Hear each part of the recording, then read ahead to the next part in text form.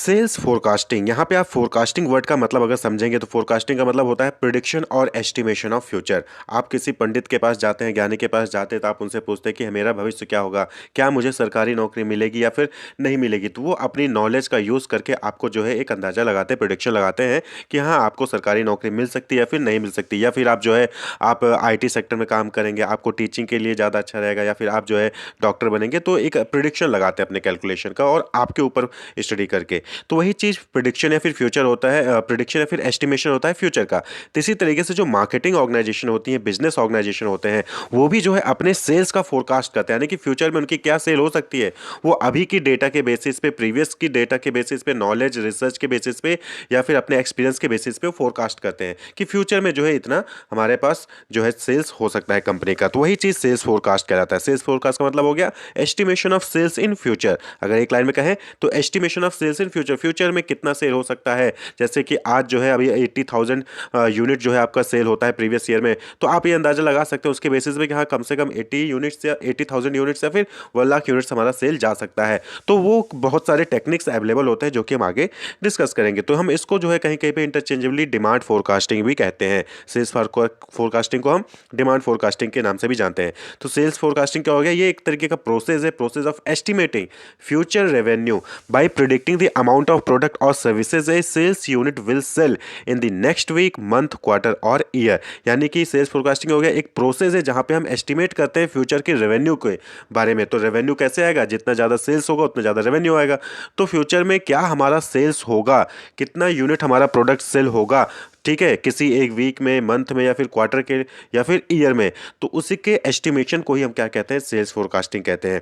ये sales unit का मतलब क्या होता है, यहाँ पे सेल्स यूनिट का मतलब कोई भी इंडिविजुअल सेल्स पर्सन कितना सेल करेगा, एक सेल टीम कितना सेल कर सकती है, या फिर पूरी कंपनी ओवरऑल पूरी कंपनी की कितनी सेल हो सकती है अगले महीने में, अगले हफ्ते में या फिर पूरे साल में। तो उसके एस्टिमेशन को हम क्या कहते हैं, सेल्स फोरकास्टिंग। तो सिंपल सा अगर हम ऑनलाइन में कहें तो एस्टिमेट करना कि फ्यूचर में यानी कि अगले हफ्ते, अगले महीने या फिर अगले साल हमारा क्या सेल हो सकता है, कितना यूनिट हम सेल कर सकते हैं, उसी को हम सेल्स फोरकास्टिंग कहते हैं। तो फिलिप कोटलर ने इसको डिफाइन किया हुआ है, the company forecast is the expected level of company sale based on a chosen marketing plan and assumed marketing environment.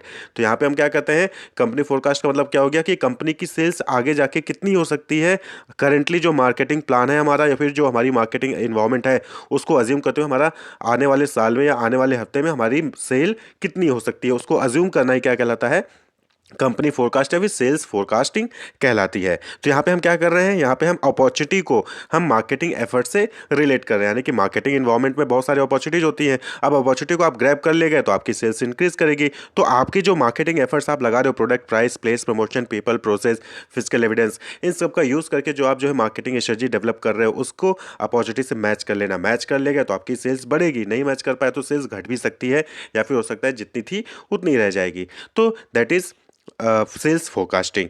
अब हम बात कर लें कि इसके बेनिफिट्स क्या है। तो सेल्स फोरकास्टिंग के देखिए एक तरीके को पहले तो ये फोरकास्ट प्रोवाइड करता है कि आपको रॉ मटेरियल की कितनी रिक्वायरमेंट होगी। आप सपोज करिए कि आपकी फोरकास्टिंग के अकॉर्डिंग आपको लगता है कि अगले साल 1,000 यूनिट और एक्स्ट्रा सेल कर सकते हैं, यानी 80,000 था, 90,000 आप सेल कर सकते हैं सपोज करें।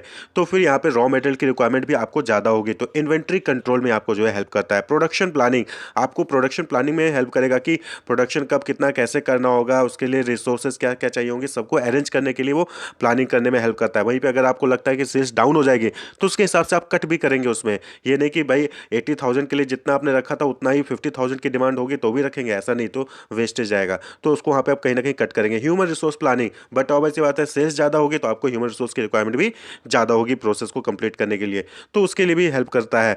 Help business to estimate their cost and revenue, क्या कॉस्ट आएगी और कितना रेवेन्यू जनरेट होगा, उस सेल्स फोरकास्टिंग के बेसिस पे जो है बिजनेस एस्टिमेट कर सकता है।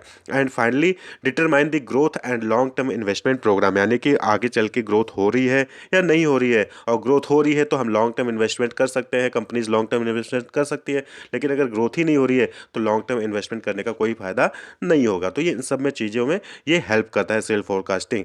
अब बात कर ले कि मेथड के या टेक्निक्स के कि सेल फोरकास्टिंग के क्या मेथड है। Method of technique of sales forecasting. तो क्वालिटेटिव मेथड होता है एक, जिसको हम सर्वे मेथड भी कहते हैं, और दूसरा मेथड होता है क्वांटिटेटिव मेथड, जिसको हम स्टैटिस्टिकल मेथड भी कहते हैं। तो क्वालिटेटिव मेथड में आप देखेंगे तो कंज्यूमर सर्वे, जिसको हम सर्वे ऑफ बायर एक्सपेक्टेशन भी कहते हैं, सेल्स फोर्स ओपिनियन मेथड यानी सेल्स फोर्स कंपोजिट मेथड भी कहा जाता है, Delphi method, expert opinion method और हिस्टोरिकल एनालॉजी मेथड। तो ये क्या है, सर्वे मेथड, यानी कि यहाँ पे हम लोगों के पास जाते हैं और डेटा कलेक्ट करते थे, इसलिए इसको क्वालिटेटिव मेथड कहते हैं। वहीं पे दूसरा है क्वांटिटेटिव मेथड, जिसको हम क्वांटिटेटिव मेथड को हम स्टैटिस्टिकल मेथड कहते हैं। तो स्टैटिस्टिकल मेथड में टेस्ट मार्केटिंग हो गया, टाइम सीरीज एनालिसिस हो गया, मूविंग एवरेज मेथड हो गया, एक्सपोनेंशियल स्मूथिंग मेथड हो गया, रिग्रेशन एनालिसिस हो गया और इकोनोमेट्रिक मॉडल्स हो गए। तो सबसे पहले है कंज्यूमर सर्वे या फिर सर्वे ऑफ बायर एक्सपेक्टेशन। तो देखिए नाम से ही क्लियर है कि कंज्यूमर सर्वे, यहाँ पे हम क्या कर रहे हैं, जो कंज्यूमर्स हैं उनसे डेटा कलेक्ट कर रहे हैं। ठीक है, कंज्यूमर से डेटा कलेक्ट करते हैं, उनसे पूछते हैं कि क्या आप इस प्रोडक्ट को आगे चल के खरीदेंगे, कि खरीदेंगे तो कितना खरीदेंगे। तो उसके बेसिस पे फिर कंबाइन करके सभी कंज्यूमर्स के डेटा को हम एक एक्सपेक्टेशन लगाते थे कि हमारी जो नेक्स्ट ईयर में या फिर नेक्स्ट वीक में हमारी सेल बढ़ेगी या घटेगी। तो non purchaser of a product are asked to predict their requirements for a given future period, यानी कि हम एक हफ्ते का एक्सपेरिमेंट करना चाहते हैं या फिर एक महीने का एस्टिमेट करना चाहते हैं, तो हम उनसे जो है, जो हमारे नॉन परचेजर हैं, जो हमारे जानने वाले खरीदने वाले होते हैं कंपनी के उस प्रोडक्ट को, उनसे हम प्रिडिक्ट करते हैं कि भाई आप आने वाले पीरियड में कितना प्रोडक्ट परचेज करेंगे। उसके बेसिस पे हम जो है फोरकास्ट करते हैं। Sample of potential consumers is served, या फिर यहाँ पे दो तरीका है, या तो आप सभी उस एरिया में जहाँ पे भी आपने हैं उस एरिया में सभी लोगों से डेटा कलेक्ट करें डोर टू डोर जाके, या फिर कुछ सैंपल जो है चूज कर ले, उस सैंपल से ही डेटा कलेक्ट कर रहे हैं। तो वही चीज होता है सैंपल ऑफ पोटेंशियल कस्टमर, यानी कि जो आपके पोटेंशियल कंज्यूमर होते हैं उनको सर्वे किया जाता है to know how much of the product they would buy at a given price during a specified future time period, यानी कि यहाँ पे एक स्पेसिफाइड पीरियड, यानी कि एक महीने के अंदर अगर हम आपको 10,000 रुपए में कोई प्रोडक्ट दे रहे हो तो आप उसको कितना यूनिट परचेज करेंगे। तो उस सैंपल कंज्यूमर से हम डेटा कलेक्ट करते हैं, उसी के बेसिस पे फिर एक्सपेक्टेशन लगाते हैं, फ्यूचर के सेल्स को एस्टिमेट करते हैं। तो it may be complete enumeration survey और सैंपल सर्वे। तो कंज्यूमर सर्वे जो है वो कंप्लीट एनुमरेशन का मैंने कहा यहाँ पे मतलब यही है कि सभी कस्टमर से हम डेटा कलेक्ट कर रहे हैं। वहीं पे सैंपल सर्वे कि कुछ लोगों से हम डेटा कलेक्ट कर रहे हैं। तो सभी कस्टमर से डेटा हम कंपाइल कर रहे हैं, तो कंप्लीट एनुमरेशन सर्वे हो गया। और कुछ सिलेक्टेड कस्टमर से हम डेटा कलेक्ट करें तो दैट इज सैंपल सर्वे। तो कंज्यूमर सर्वे या फिर सर्वे ऑफ बायर एक्सपेक्टेशन का मतलब यही होता है कि वो एक्सपेक्ट क्या कर रहा है, बायर क्या लगता है कि बायर आगे चल के आपके प्रोडक्ट को परचेज करेगा, करेगा तो कितना करेगा, किस प्राइस पे करेगा। तो उसी के बेसिस पे आप जो है फ्यूचर के सेल्स को फोरकास्ट करते हैं।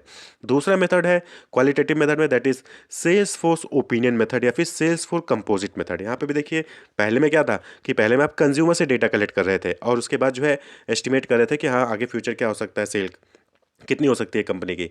यहाँ पे क्या है, सेल्स फोर्स यानी कि वो एम्प्लॉय कंपनी के जो कस्टमर को प्रोडक्ट सेल कर रहे होते हैं, जो डायरेक्ट कांटेक्ट में होते हैं से कस्टमर से, तो उनका ओपिनियन लिया जाता है कि आपको क्या लगता है कि कस्टमर आगे चल के इस प्रोडक्ट को परचेज करेगा कि नहीं करेगा। क्यों, क्योंकि सेल्स फोर्स जो होते हैं वो डायरेक्टली कांटेक्ट में होते हैं कस्टमर के, तो उनको पता होता है कस्टमर का इंटेंशन क्या है। तो a method of forecasting future demand for a product by adding together what each member of sales force expects to be able to sell in his और हर टेरिटरी। यानी कि अब सेल्स फोर्स को पता है कि कस्टमर का intention क्या है, तो सेल्स फोर्स को यह भी पता होगा कि वो कितना सेल कर सकता है। तो यहाँ पे सेल्स फोर्स के इंटेंशन को, उसके एक्सपेक्टेशन को लिया जाता है कि उसको क्या लगता है कि वो अगले महीने कितना प्रोडक्ट सेल कर देगा, और इस तरीके से सभी सेल्स फोर्स से डेटा कलेक्ट करके उसको कंबाइन कर दिया जाता है और एक ओवरऑल जो है एक्सपेक्टेशन निकाला जाता है कि कितना फ्यूचर में सेल हो सकती है। तो ये that is sales force opinion method used by companies for short term forecast, यानी कि एक महीने, हफ्ते या फिर 6 महीने, साल भर के लिए इसको यूज किया जाता है।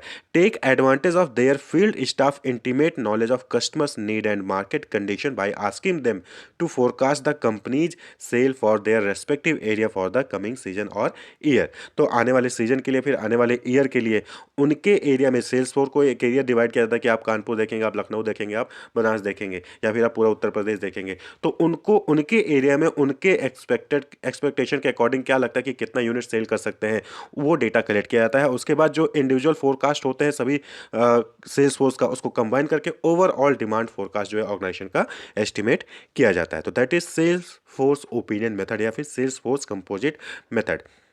अब नेक्स्ट ऑप्शन आता है, या तो आपने कस्टमर से, भाई कस्टमर से आपने डेटा कलेक्ट कर लिया, उसके बाद आपने एस्टिमेशन लगा लिया, या फिर आपके जो सेल्स फोर्स है उनसे डेटा कलेक्ट कर लिया और आपने जो है अंदाजा लगा लिया कि सेल्स फोरकास्टिंग क्या हो सकता है, एस्टिमेट कर लिया। अब आता है एक्सपर्ट ओपिनियन मेथड। अब इन दोनों से ही काम नहीं बनता तो आप क्या करोगे, एक्सपर्ट के पास जाओगे। तो देखिए मार्केट में आप जाएंगे ना तो बहुत सारे अलग अलग स्ट्रीम के लिए, अलग फील्ड के लिए एक्सपर्ट्स बैठे हुए जो जो सिर्फ उनका काम उसी फील्ड में काम करना होता है। तो जैसे रिसर्च, बहुत सारे ऑर्गेनाइजेशन ऐसे हैं जो रिसर्च करके डेटा कलेक्ट करते हैं और उसके बेसिस पे जो है वो डिसाइड करते हैं कि आगे आने वाले में क्या हो सकता है। ठीक है, तो यहाँ पे क्या होता है कि assumes that some people have more knowledge than other about a certain topic. तो एक्सपर्ट का मतलब क्या होता है, जैसे डॉक्टर के पास एक्सपर्टीज होता है कि उसको मेडिसिन के बारे में पता है। ठीक है, फिजिशियन के पास ही लोग जाते हैं। ठीक है, सर्जन के पास सर्जन के लिए जाएंगे, फिजिशियन के पास फिजिशियन के लिए जाएंगे। तो फिजिशियन अपने एरिया में एक्सपर्ट है, सर्जन अपने एरिया में एक्सपर्ट है। आप भी एमबीए कर रहे हैं तो आप मार्केटिंग में एक्सपर्ट होंगे, तो कोई फाइनेंस में एक्सपर्ट होगा, तो कोई दूसरे ब्रांच में एक्सपर्ट होगा।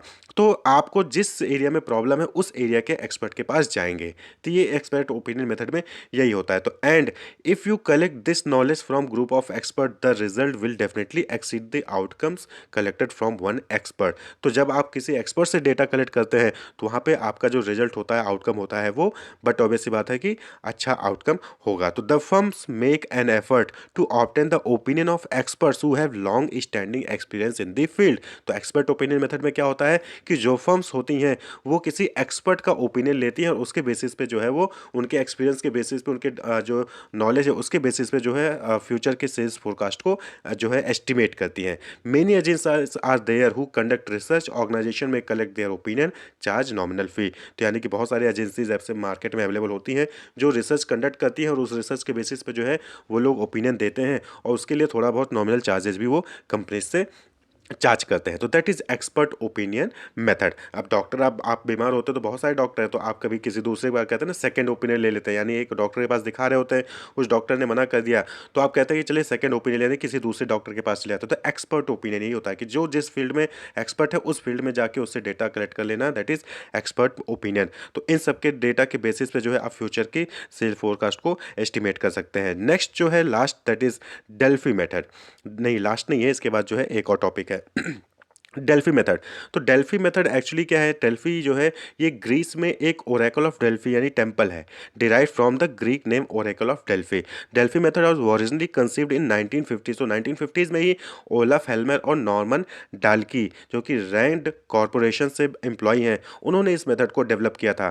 ठीक है, ओरेकल ऑफ डेल्फी का मतलब क्या होता है कि priestess of a temple of Apollo in ancient Greece known for her prophecies. तो ये लोग क्या थे कि जो अपोलो में प्रेस्टिस थी, ये जो है ना फ्यूचर की भविष्यवाणी यानी कि भविष्यवाणी कर लेते थे, आने वाले समय में क्या होने वाला है उसकी ये भविष्यवाणी कर लेते थे। तो वहाँ से एक कॉन्सेप्ट लेके आया गया, derived from Greek name oracle of Delphi. तो यहाँ पे क्या होता है कि process use to arrive at a group opinion और decision by serving a panel of expert. तो ये जो एक्सपर्ट ओपिनियन मेथड है उसी का थोड़ा सा एडवांस वर्जन है। यहाँ पे क्या होता है, एक्सपर्ट में क्या होता है कि आपने एक या दो से डील कर लिया, यहाँ पे क्या होता है ग्रुप ऑफ एक्सपर्ट से ओपिनियन लिया जाता है और ग्रुप ऑफ एक्सपर्ट से ओपिनियन लेके एक ही बार नहीं, कई राउंड चलता है। Expert respond to several round of questionnaires and the responses are aggregated and shared with the group after each round। तो यहाँ पे क्या होता है कि कई राउंड में जो है क्वेश्चनेयर के थ्रू जो है एक्सपर्ट से डेटा कलेक्ट किया जाता है, उसके बाद उसको समराइज किया जाता है, उसके बाद फिर से उनके साथ शेयर किया जाता है। और जब तक वो सभी एक्सपर्ट एक ग्रुप रिस्पॉन्स पे, कॉमन रिस्पॉन्स पे कंसेंसस नहीं दे देते हैं, तब तक ये राउंड जो है चलता रहता है। नॉर्मली 3 से 4 राउंड्स यहाँ पे चलता है। The expert can adjust their answer each round after each round based on how they interpret the group response provided to them. तो यही चीज़ होता है कि एक्सपर्ट ने पहले एक बार दिया, उसके बाद उसको समराइज किया गया, फिर वही समराइज सभी एक्सपर्ट को भेजा गया। अब जो एक्सपर्ट है उस पर जो अपना फीडबैक देंगे और चाहे तो अपने चीज़ को, आंसर्स को वो जो है करेक्ट भी कर सकते हैं, एडजस्ट भी कर सकते हैं। और उसके बाद based on the result of multiple round of questionnaires sent to a panel of expert the Delphi method seeks to reach the correct response through consensus. तो फिर यहाँ पे क्या होता है, यही चीज़ होती है कि बार बार जब आप कई राउंड से क्वेश्चन के थ्रू एक्सपर्ट से ओपिनियन लेते हैं, उसको कंबाइन करते हैं, उसके फिर से शेयर करते हैं, फिर से लेते हैं, फिर जो है जब तक एक कॉमन कंसेंसस, कॉमन जो है सहमति पे सभी एक्सपर्ट नहीं आ जाते हैं, तब तक वो राउंड चलता रहता है और फिर जब कॉमन सेंसस पे आ जाए, ग्रुप रिस्पॉन्स पे आ गए, तो फिर उसी बेसिस पे सेल्स फोरकास्ट कर लिया जाता है। तो दैट इज़ डेल्फी मेथड। ठीक है, जहाँ पे हम फ्यूचर की फोरकास्टिंग कर रहे हैं, लेकिन एक्सपर्ट, डिफरेंट एक्सपर्ट के ओपिनियन का यूज़ करके। नेक्स्ट जो है और लास्ट है क्वालिटेटिव मेथड में, that is historical analogy method. देखिए, हिस्टोरिकल एनालॉजी मेथड, एनालॉजी का मतलब क्या होता है?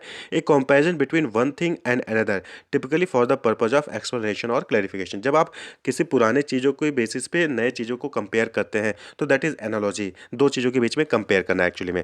तो यहाँ पे क्या होता है हिस्टोरिकल एनालॉजी मेथड में, कि पास्ट सेल, किसी सिमिलर प्रोडक्ट के पास्ट सेल को यूज़ करके जो सिमिलर न्यू प्रोडक्ट है उसके सेल्स को जो है प्रिडिक्ट किया जाता है।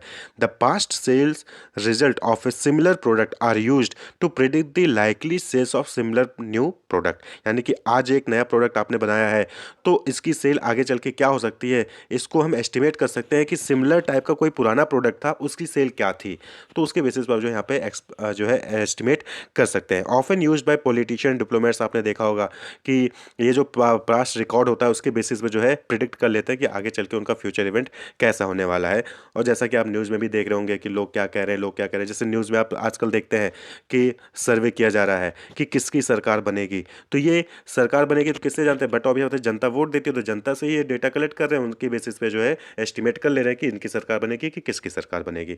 फाइनल रिजल्ट तो जो आएगा वो आएगा ही, लेकिन एस्टिमेशन यही चीज़ होता है, फ्यूचर एस्टिमेशन, किसकी सरकार बनेगी। तो जनता जो वोट देती है उन्हीं से डेटा कलेक्ट करके अंदाज़ा लगा लेते हैं कि वो जो सरकार किसकी बनेगी। तो that is also a forecasting. तो सबसे पहले है टेस्ट मार्केटिंग। तो देखिए, टेस्ट मार्केटिंग कुछ नहीं है, जैसे कि आपने न्यू प्रोडक्ट डेवलपमेंट में पढ़ा था कि मार्केट में जब प्रोडक्ट को कॉमर्शलाइज करते हैं तो उससे पहले हम मार्केट टेस्टिंग करते हैं। तो वही टेस्ट मार्केटिंग यहाँ पे भी है। तो जब आप अपने प्रोडक्ट को मार्केट में टेस्ट कर लेते हो, तो उसके बेसिस पे आप जो है कंज्यूमर की प्रेफरेंस को चेक कर लेते हो और उसके बेसिस पे आप जज कर पाते हो कि हाँ, आगे आपकी सेल्स होने वाली है या नहीं होने वाली है। ये इतना ही बेसिक है। तो most reliable method of sales forecasting, the product is launched in a few selected cities और town to check the response of customers towards the product. यहाँ पे प्रोडक्ट को क्या किया जाता है? लॉन्च किया जाता है कुछ खास सिटीज़ में, सेलेक्टेड सिटीज़ या टाउन में, जहाँ पे उनको लॉन्च करके टेस्ट करवाया जाता है और उसके उनके रिस्पॉन्स को चेक किया जाता है। और उनके रिस्पॉन्स के बेसिस पे ही जो है डिसाइड किया जाता है कि आगे इसको हम कॉमर्शलाइज करेंगे या नहीं करेंगे। On the basis of such response the firm decides whether to commercialise the product on large scale or not. यानी कि कस्टमर्स को आपने जिनको टेस्ट किया, उनकी रेफरेंस को देखोगे, उनके रिस्पॉन्स को देखोगे। अगर उनको रिस्पॉन्स सही आता है, पॉजिटिव आता है, तो आप जो है इसको पब्लिकली कॉमर्शलाइज करोगे, लार्ज स्केल पे लॉन्च करोगे, ज़्यादा प्रोडक्ट बनाओगे, नहीं तो नहीं बनाओगे। The new product is launched in the selected geographical areas the representative of the final market. तो जो आप टेस्ट करोगे वो किस मार्केट में करोगे? जो रिप्रेजेंटेटिव होगा आपका फाइनल मार्केट, यानी जिनके लिए प्रोडक्ट आपने बनाया है, जिस मार्केट के लिए, उसी का रिप्रेजेंटेटिव होना चाहिए जहाँ पे आप टेस्ट कर रहे हो। यानी कि आपका प्रोडक्ट अगर बच्चों के लिए, तो आपका टेस्ट भी बच्चों पे ही होना चाहिए, ऐसा नहीं कि किसी और पे कर लें। ठीक, तो it helps the firm to test and try the product beforehand. Secondly, the test marketing enables the firms to look at the pros and cons of the product at the early stage. तो ये जो sales forecasting का test marketing method है, ये जो है customer को test और ट्राई करने का मौका भी देता है और साथ ही साथ प्रोडक्ट के बारे में आपको पता चल जाता है कि उसके रिस्पॉन्स कैसे आएंगे। दूसरा कि इसके प्रॉस और कॉन्स, यानी कस्टमर आपको इसके प्रॉस, प्रोडक्ट के प्रॉस यानी कि क्या उसके नुकसान है, क्या फ़ायदे हैं, ये भी आपको बता देगा अर्ली स्टेज पे, शुरुआती स्टेज पे, जिससे कि आप उसको करेक्ट करके दोबारा से लॉन्च कर सकते हैं। तो ये टेस्ट मार्केटिंग होता है। नेक्स्ट जो मेथड है that is time series analysis. तो जैसा कि आप देख रहे होंगे फिगर में भी कि यहाँ पे क्या होता है कि डेटा को टाइम पे अरेंज कर लिया जाता है, टाइम और डेट वाइज, और उसके बाद उसको एनालाइज किया जाता है। Past data are arranged into time series and then they are analysed. Process of analysing time series data using statistics. तो इसको जो हम स्टैट्स का यूज़ करके जब एनालाइज करते हैं तो that is time series analysis, और उसके बेसिस हम फ्यूचर को फोरकास्ट कर सकते हैं। जैसे कि आप यहाँ पे देख रहे हो कि मंथली पैसेंजर्स, अब ये मंथली पैसेंजर का डेटा है कि कब जो है पैसेंजर्स जितना हमारे पास ट्रेवल कर रहे हैं। अब रेलवे का ले लीजिए या फिर किसी बस डिपार्टमेंट का ले लीजिए, तो वो जानना चाहता है कि कौन से ईयर में क्या पैसेंजर की रेट रही है। तो 1950 में पैसेंजर की संख्या कम थी, 1952 में ज़्यादा हुई, 1952 में उससे ज़्यादा, और 1960 में सबसे ज़्यादा। लेकिन यहाँ पे देखेंगे कि 1960 में भी ज़्यादा है, लेकिन अप एंड डाउन्स वहाँ पे भी है, यानी कि वहाँ पे भी फ्लक्चुएशंस हैं। तो 4 वेरिएशंस होते हैं, उसको एनालाइज किया जाए, साइक्लिक, सीजनल, इरेगुलर या causal. Cyclic, seasonal, irregular, causal, ये आपने जो है पढ़ा है इसमें बिजनेस साइकिल्स में भी। तो अप एंड डाउन्स होते रहते हैं कि सेल अचानक से बढ़ जाएगी, ठंडियों में सेल सीजन में जो है सेल्स ऊपर गई, फिर नीचे हो गई, फिर ऊपर गई, फिर नीचे हो गई। इस तरीके से जो है डेटा एनालाइज किया जाता है। जैसे कि आप टूरिज्म इंडस्ट्री ले लीजिए, तो समर सीजन में टूरिस्ट की संख्या बढ़ जाती है, वहीं पे फिर जैसे जैसे सीजन ऑफ होता है टूरिस्ट की संख्या घट जाती है, फिर जैसे सीजन आएगा समर का फिर जो है टूरिस्ट की संख्या बढ़ जाएगी। तो ये जो है टाइम सीरीज एनालिसिस होता है। इसके बेसिस पे भी आप फ्यूचर की फोरकास्टिंग कर सकते हैं और उसके हिसाब से अपनी प्लानिंग कर सकते हैं। अब सपोज करिए कि आपको पता है कि समर सीजन आने वाला है, तो यानी कि आपकी सेल्स ज़्यादा होने वाली है, तो उसके हिसाब से आप अपना प्रोडक्शन वगैरह तैयार करके रख सकते हैं कि प्रोडक्शन प्लानिंग कर सकते हैं कि हमें कितना प्रोडक्शन करना है। नेक्स्ट मेथड है मूविंग एवरेज मेथड। यहाँ पे क्या है, सिंपल सा एक फॉर्मूला आप यहाँ पे देख ही रहे हैं, सिंपल मूविंग एवरेज का फॉर्मूला। तो यहाँ पे ये शॉर्ट टर्म ट्रेंड्स के लिए जो है एनालाइज करने के लिए होता है, फोरकास्टिंग करने के लिए। शॉर्ट टर्म फोरकास्ट यानी कि सपोज करिए कि अगले महीने हमारा सेल कितना हो सकता है उसको फोरकास्ट करने के लिए है, ठीक है। तो यहाँ पे क्या हो जाता है कि मूविंग एवरेज यानी कि जो लास्ट के 2 ईयर या 2 मंथ या फिर लास्ट के 3 मंथ का जो है जो सेल्स होता है उसका जो है आप एवरेज निकालते हो और उसके बेसिस पे जो है आप जो है एस्टिमेट करते हो कि फ्यूचर की जो आने वाले मंथ की जो फोरकास्ट होगी वो कितनी होगी। Method for averaging the result of recent sales history to determine a projection for the short term, यानी कि रिसेंटली हमारा कितना सेल्स रहा है उसके उनके एवरेज के बेसिस पे हम आने वाले मंथ का फोरकास्ट कर लेते हैं। जैसा कि आप यहाँ पे फिगर में देखेंगे कि ये क्या है, ये यहाँ पे सेल्स दिखाया गया है। तो जनवरी, फरवरी, मार्च, अप्रैल, नवंबर, दिसंबर, इस तरीके से सेल्स दिखाया गया कि कौन से मंथ में कितनी सेल है। तो आगे सामने आप देख रहे हैं मूविंग एवरेज हर महीने के देते हैं। यहाँ पे हम 3 मंथ का मूविंग एवरेज लेके चल रहे हैं,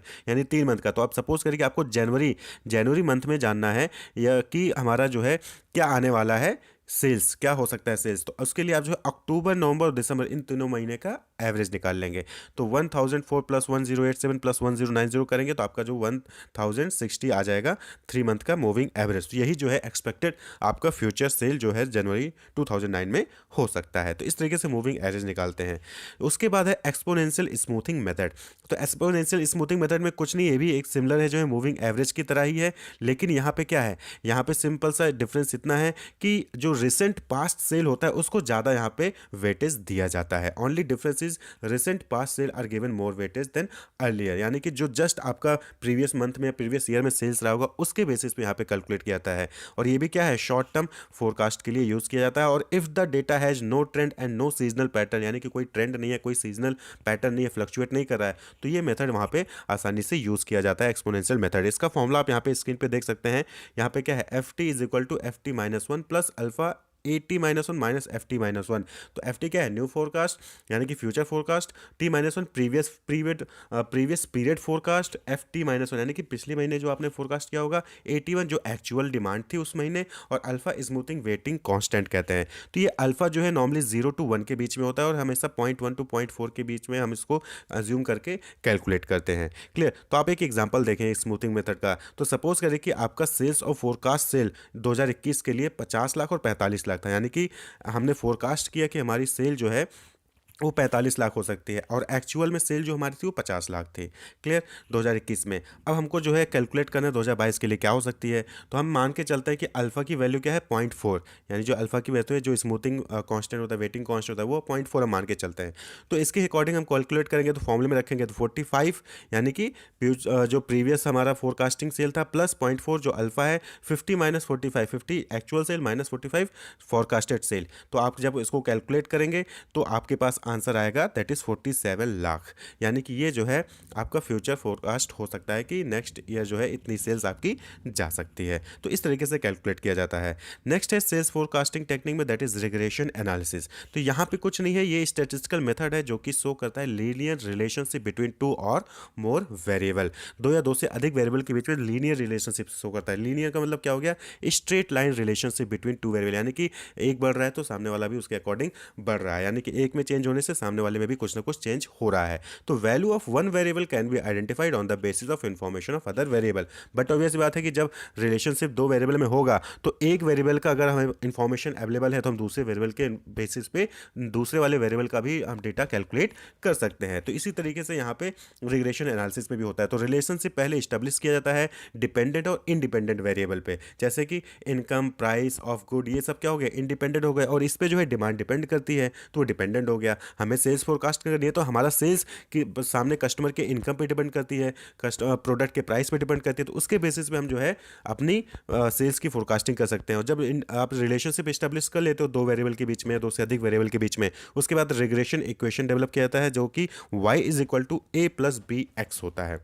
y क्या हो गया, इन y जो हो गया आपका वो डिपेंडेंट वेरिएबल हो गया, किस पे, y x पे डिपेंड करता है, x क्या हो गया, इंडिपेंडेंट वेरिएबल। ठीक है, सपोज करो सेल्स कॉल कितना किया गया उस पे सेल्स जो है डिपेंड करती है, तो y क्या होगी सेल्स और x हो गया सेल्स कॉल, तो y is dependent on sales call. ठीक है, वहीं पे b क्या है, b slope of the line होता है और a जो है इंटरसेप्ट होता है। ये दोनों कैलकुलेट किए जाते हैं फॉर्मूले से। इसके लिए हम अलग से वीडियो बनाएंगे जिसमें कि हम देखेंगे कि कैसे आप मैथमेटिकली इसको कैलकुलेट कर सकते हैं। इस इक्वेशन का यूज करके जो है फिर आप y की वैल्यू निकाल सकते हैं, यानी कि डिपेंडेंट वेरिएबल की वैल्यू निकाल सकते हैं, यानी कि जो हमारा सेल्स फोरकास्ट कर सकते हैं आपके। ठीक है, अब सपोज करें कि रिलेशन कैसे डेवलप करते हैं। सपोज करें कि इनकम और एजुकेशन ये इंडिकेटर हैं सेल के पीसी पर्सनल कंप्यूटर के, तो जो सेल ऑफ पर्सनल कंप्यूटर वो इनकम और एजुकेशन डिपेंड करता है, तो so it can be assumed that the sales go up with increase in income and education, यानी कि अगर इनकम और एजुकेशन बढ़ रही है तो पर्सनल कंप्यूटर की जो डिमांड है वो भी बढ़ेगी, उसकी सेल्स भी बढ़ेगी। तो ये क्या हो गया, रिलेशनशिप हो गया। अब हमें दूसरा क्या होता है, यहाँ पे डिग्री ऑफ रिलेशनशिप को देखना होता है कि किस डिग्री से रिलेशनशिप है, यानी कि किस रेंज से बढ़ रहा है। आप सपोज करें कि जीडीपी है, ठीक है, जीडीपी और सेल्स हमने रिलेशन निकाला कि हमने देखा कि 2021 में जीडीपी 2.6% से बढ़ी। हम सपोज कर रहे हैं कि जीडीपी 2.6% से ग्रो की, तो हमारा सेल भी जो है 5.2% से इंक्रीज किया। तो यहाँ पे डिफरेंस क्या हुआ, 5.2% जो हमारा सेल बढ़ा on the increase in GDP by 2.6%, तो यानी पे दुगना बढ़ा, यानी कि जीडीपी का ट्वाइस जो है हमारा सेल्स बढ़ा है। तो हम इस पे अज्यूम कर सकते हैं कि अगर जीडीपी नेक्स्ट ईयर 4% बढ़ने की उम्मीद है तो हमारा जो सेल है वो भी 8% बढ़ सकता है। क्यों, क्योंकि दुगना बढ़ रहा है। ठीक, तो इस तरीके से रिग्रेशन एनालिसिस का यूज़ करके आप जो है कैलकुलेट करते हैं। यहाँ पे डिग्री ऑफ रिलेशनशिप भी देखनी पड़ती है कि कितना किस रेशियो में बढ़ रहा है रिग्रेशन एनालिसिस। तो रिग्रेशन एनालिसिस में दो टेक्निक होते हैं, एक होता है सिंपल लीनियर रिग्रेशन मॉडल और दूसरा होता है मल्टीपल लीनियर रिग्रेशन मॉडल। तो सिंपल लीनियर रिग्रेशन मॉडल में क्या होता है कि यहाँ पे सिंगल फीचर को जो है प्रिडिक्ट किया जाता है, यानी कि एक इंडिपेंडेंट एक डिपेंडेंट होगा, दैट्स इट। वहीं पे मल्टीपल लीनियर रिग्रेशन मॉडल में क्या होता है कि यहाँ पे more than one feature available होते हैं। ठीक है, it shows the relationship between multiple independent variable and dependent variable, यानी कि सेल्स जो है वो इनकम और एजुकेशन, यहाँ पे क्या हो गया मल्टीपल वेरिएबल हो गया। वहीं पे sales on the basis of income, तो ये क्या हो गया सिंगल। ठीक, तो सिंगल लीनियर रिग्रेशन और मल्टीपल लीनियर रिग्रेशन मॉडल होता है। तो y is equal to a plus b x, ये फॉर्मूला है। नेक्स्ट और लास्ट जो है model that is econometric model. Econometric model mathematical model है जो कि एक टूल है जो कि रिवील करता है relationship among economic variables to forecast future development, यानी कि जो इकोनॉमिक वेरिएबल्स होते हैं जैसे इनकम या फिर आपका जीडीपी हो गया, एनडीपी हो गया, इसके बेसिस पे हम जो है सेल्स फोरकास्ट करने की कोशिश करते हैं। तो ये क्या करता है, रिवील करता है relationship between economic variable and to forecast future development. Variables जैसे कि household income, consumer spending, tax rate, interest rate, employment या फिर कुछ और, and then try to forecast how change in some variable will affect the future course of other, यानी कि इन सब चीज़ों में चेंज होने पे कैसे हमारा सेल्स जो है वो चेंज हो सकता है। तो इसी को हम इकोनोमेट्रिक मॉडल कहते हैं। तो इकोनॉमिक वेरिएबल्स के रिलेशनशिप के बेसिस पे फ्यूचर को यहाँ पे एस्टिमेट किया जाता है, फोरकास्ट किया जाता है। सेल्स फोरकास्टिंग के मेथड में हमने दो मेथड डिस्कस किए थे, दैट इज एक क्वांटिटेटिव टेक्निक और दूसरा था क्वालिटेटिव टेक्निक है। तो वहाँ पे हमने क्वांटिटेटिव टेक्निक में रिग्रेशन एनालिसिस डिस्कस किया था, जहाँ पे हमने सिंपल लीनियर रिग्रेशन एनालिसिस और multiple regression linear analysis discuss किया था। सिंपल लीनियर में क्या होता था कि एक डिपेंडेंट और एक इंडिपेंडेंट वेरिएबल होता था। वहीं पे मल्टीपल लीनियर रिग्रेशन एनालिसिस में क्या होता था, एक डिपेंडेंट और दो इंडिपेंडेंट वेरिएबल होते थे। तो यहाँ पे हम जो है एक डिपेंडेंट और एक इंडिपेंडेंट वेरिएबल के बीच में रिलेशन निकाल के हम फोरकास्टिंग करेंगे। तो यहाँ पे आपके सामने डेटा दिया हुआ है, आप देख सकते हैं कि 7 ऑब्जर्वेशंस हैं, कंज्यूमर प्रेफरेंसेस हैं और सेल्स है। कंज्यूमर प्रेफरेंस क्या है, 3 पे 150 सेल्स है, 9 कंज्यूमर प्रेफरेंस पे 600 है, 8 पे इसी तरीके से 450 है, इसी से लास्ट में 7 पे देखेंगे तो 6 कंज्यूमर प्रेफरेंस पे 330 जो है सेल्स है। तो यहाँ पे सेल्स क्या हो गया, सेल्स कंज्यूमर प्रेफरेंस पे डिपेंडेंट है, तो सेल्स क्या हो गया, वाई हो गया, सेल्स क्या हो गया डिपेंडेंट, उसको हम वाई से डिनोट करेंगे, और कंज्यूमर प्रेफरेंस क्या है एक्स जो कि इंडिपेंडेंट है, हम उसको एक्स से डिनोट कर रहे हैं। क्लियर, तो रेगुलेशन का फॉर्मूला आपको पता है, y is equal to a plus b x. ठीक, y is equal to a plus b x. यहाँ पे सेल्स क्या हो गया y जो कि डिपेंडेंट है, और कंज्यूमर प्रेफरेंस क्या है x जो कि इंडिपेंडेंट है। क्लियर। तो अब यहाँ पे जो है कि आप बी देखेंगे तो कोरिलेशन कोफिशिएंट होता है बी, तो बी को कैलकुलेट करने के लिए क्या फॉर्मूला होता है, summation x I Y I divided by summation x I का स्क्वायर। क्लियर। यहाँ पे ध्यान रखिएगा ये एक्स और वाई यहाँ पे क्या है, स्मॉल में है। तो अब इसको कैलकुलेट कैसे करते हैं, तो summation x I Y i को कैलकुलेट करने का फॉर्मूला है that is summation capital x I Y i minus n x y क्या है, वो मीन है। क्लियर। वो आगे हम इसी डेटा से कैलकुलेट करेंगे जो आपको सामने टेबल दिख रहा है। और इसी तरीके से समीशन एक्स आई स्क्वायर को हम कैसे calculate, that is summation capital x i square minus n x square का मतलब कि मीन का स्क्वायर। तो इस तरीके से कैलकुलेट करना होगा। तो सबसे पहले हम क्या करेंगे, डिफरेंट डिफरेंट जो एक्स आई वाई आई और मीन जो है वो हम कैलकुलेट करेंगे। उसके बाद फिर हमारे पास समीशन एक्स आई वाई आ जाएगा और समीशन एक्स आई स्क्वायर आ जाएगा। फिर हम जो इससे बी की वैल्यू निकालेंगे, फिर हमारे पास वाई ए की वैल्यू आ जाएगी और देन हम वाई को कैलकुलेट कर सकते हैं। तो अब सपोज करिए आपसे क्वेश्चन पूछा गया कि कंज्यूमर प्रेफरेंस 10 पे कितनी सेल होगी, यानी कि जब कंज्यूमर की प्रेफरेंस 10 होगी तो उस वक्त सेल्स कितनी हो सकती है, आपको ये कंप्यूट करना है, फोरकास्ट करना है। तो उसके लिए फिर हम जो है अब जो है अगला स्टेप स्टार्ट करेंगे। तो यहाँ पे आपको पता होना चाहिए कि कंज्यूमर प्रेफरेंस क्या है एक्स और सेल्स क्या है वाई। तो सबसे पहले हम क्या करेंगे, कैलकुलेट एक्स आई और एक्स आई का स्क्वायर और x I Y i calculate करेंगे। तो एक्स आई का स्क्वायर कैसे होगा, तो कंज्यूमर प्रेफरेंस एक्स आई है तो उसी को स्क्वायर कर देना, यानी कि 3 का स्क्वायर क्या हो जाएगा 9, 9 का स्क्वायर 81, 8 का स्क्वायर 64, 5 का स्क्वायर 25, 9 का स्क्वायर 81, 2 का स्क्वायर 4 और 6 का स्क्वायर क्या हो जाएगा, दैट इज 36। तो इस तरीके से आप जो है एक्स आई का स्क्वायर कैलकुलेट कर लेना है। अब अगला जो है आपका that is X I Y I, यानी कि कंज्यूमर प्रेफरेंस की जो वैल्यू है और सेल्स की जो वैल्यू है उसको आपस में मल्टीप्लाई कर देना है। तो आपका क्या आ जाएगा, एक्स आई और वाई आई की वैल्यू आ जाएगी। तो आप इस तरीके से यहाँ पे देख सकते हैं कैसे हो जाएगा, that is 3 into 150 450, 9 into 600 500 5400, 8 into 450 3600, 5 into 200 1000, 9 into 550 4950, 2 into 100 करेंगे 200 एंड 6 इंटू 330 दैट इज 1980। तो इस तरीके से जो है आप एक्स आई और वाई की वैल्यू निकाल सकते हैं। अब अगला काम क्या है, आपका सबका समीशन करना है, यानी जो कंज्यूमर प्रेफरेंस है 3985926 इसको ऐड कर दीजिए और नीचे लिख दीजिए। वाई यानी जो सेल्स है उसको 150 600 450 200 550 100 330 इसको ऐड करके नीचे समीशन लिख दीजिए। इसी तरह से एक्स आई स्क्वायर का समीशन आपको कर देना और एक्स आई वाई का भी समीशन कर देना है।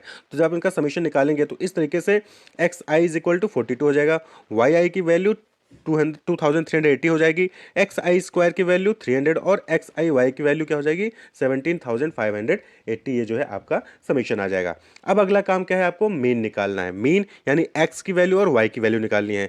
तो मीन कैसे निकलता है, summation of x i divided by n, यानी एक्स की अगर मीन निकालें वहीं पे वाई का मीन कैसे निकलेगा, summation of y I divided by n. N क्या है, number of observation that is 7।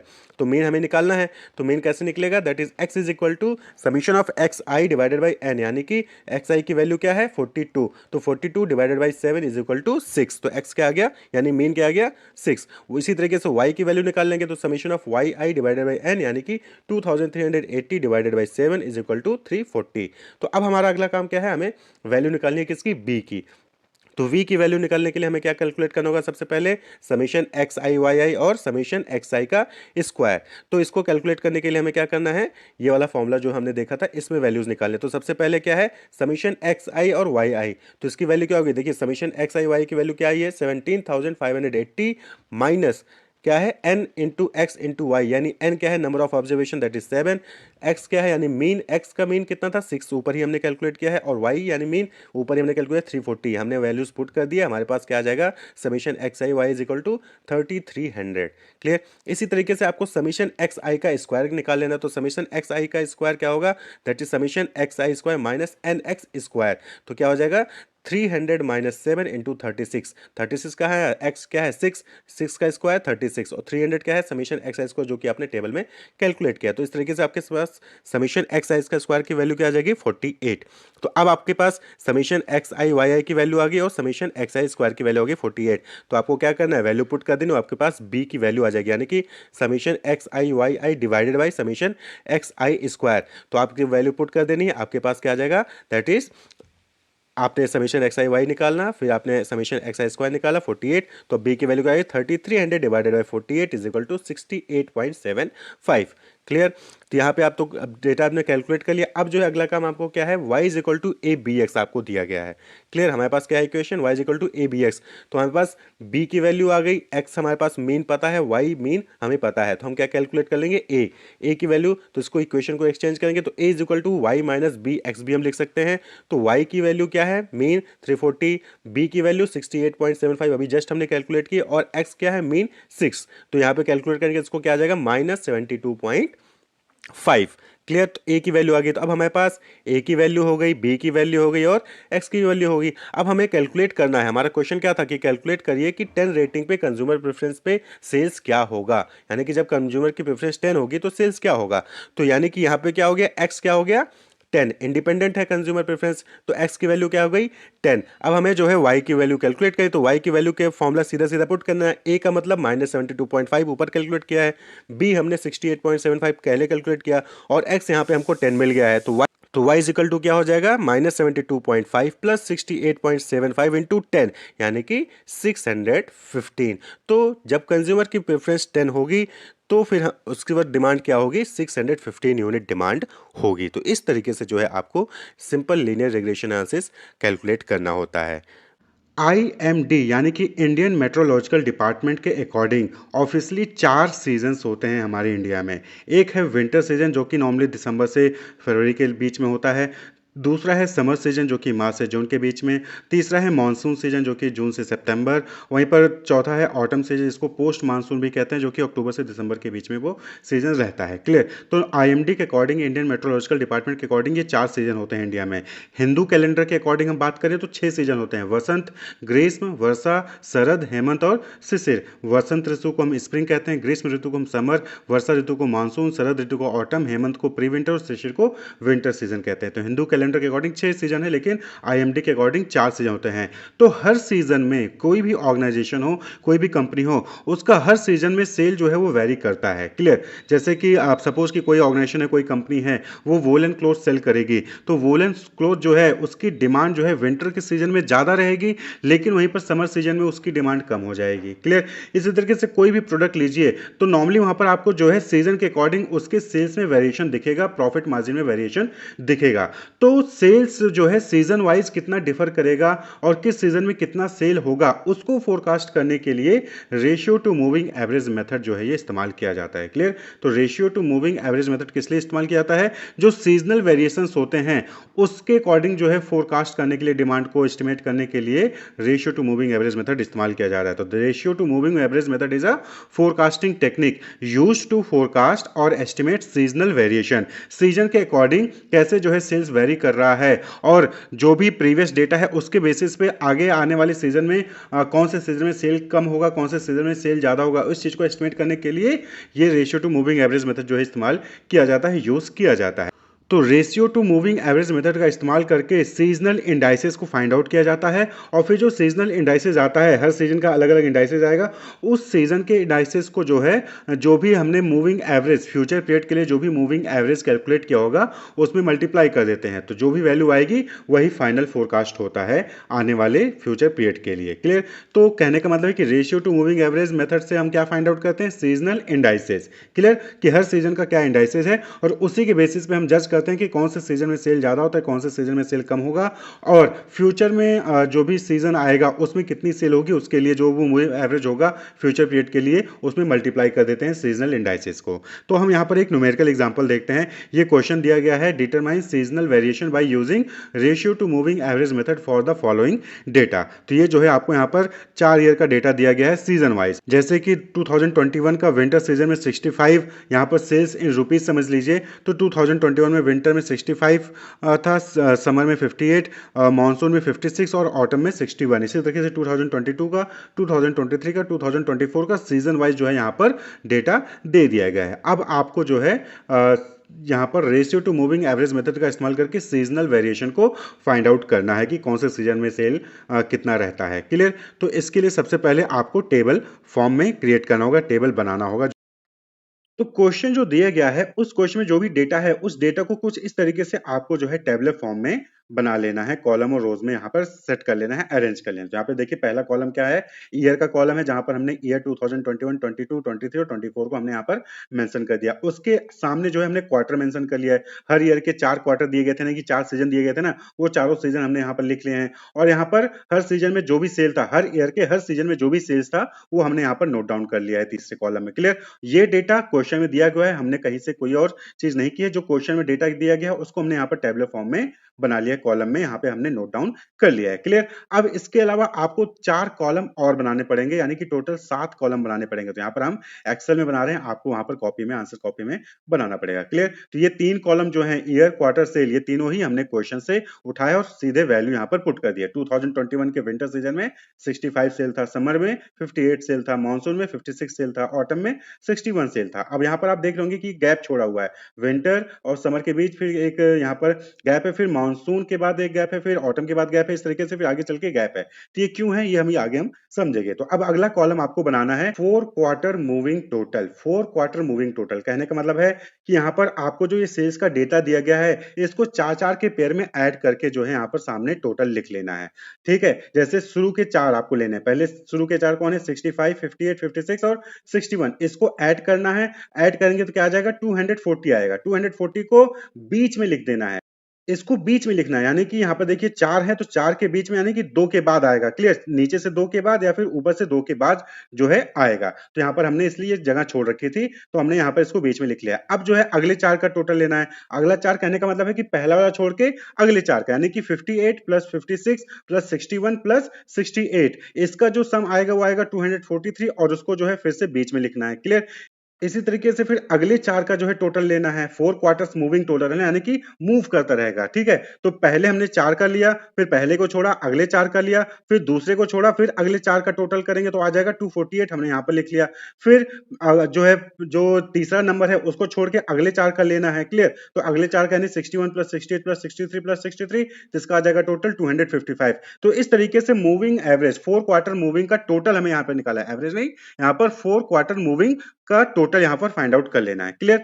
अब जो है जब आप यहाँ पर 4 quarter moving total find out कर लेंगे, तो उसके बाद नेक्स्ट कॉलम बनेगा, यहाँ पर 2 4 क्वार्टर मूविंग का हम जो है सम करेंगे, जहां पर हम जो नेक्स्ट कॉलम होगा उसमें 2 4 क्वार्टर मूविंग का सम करेंगे, टोटल करेंगे। क्लियर? यहाँ पर एक चीज आप और ध्यान दे रहे होंगे कि जो शुरू के 2 सीजन है, 2021 के विंटर और समर सीजन के लिए कोई भी वैल्यू नहीं आएगी। क्यों? क्योंकि 4 का सम करना है और फिर बीच में लिख देना है। क्लियर? इसी तरीके से लास्ट के जो 2024 का लास्ट जो सीजन है, मानसून और ऑटम, वहां पर भी आपको वैल्यू नहीं मिलेगी, क्योंकि आगे 4 मिलेंगे ही नहीं। क्लियर? जैसे यहां तक आपने 4 लिख लिया, 62, जैसे यहाँ पर 60, 55, 61 और 58, इसका सम किया और यहाँ पर लिख लिया। अब जो है पहले इसको छोड़ देना है, तो इसको छोड़ेंगे तो बचे 3, तो 4 है ही नहीं, इसलिए आगे टोटल वहां पर होगा ही नहीं। क्लियर? तो इसी तरीके से शुरू में 2 और लास्ट में जो है वो छूट जाते हैं, वहां पर कोई भी वैल्यू आपको नहीं मिलेगी। अब अगला कॉलम बना लेना है, that is sum of 2 4 quarter moving total, यानी कि यहाँ पर आपने 4 quarter moving total find out कर लिया। अब 2 का यहाँ पर जो है ऐड करके सामने लिखते चले जाएंगे।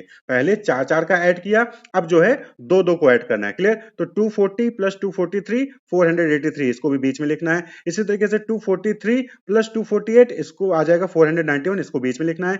इसी तरीके से 248 प्लस 255 503 आएगा, बीच में लिख लेना है।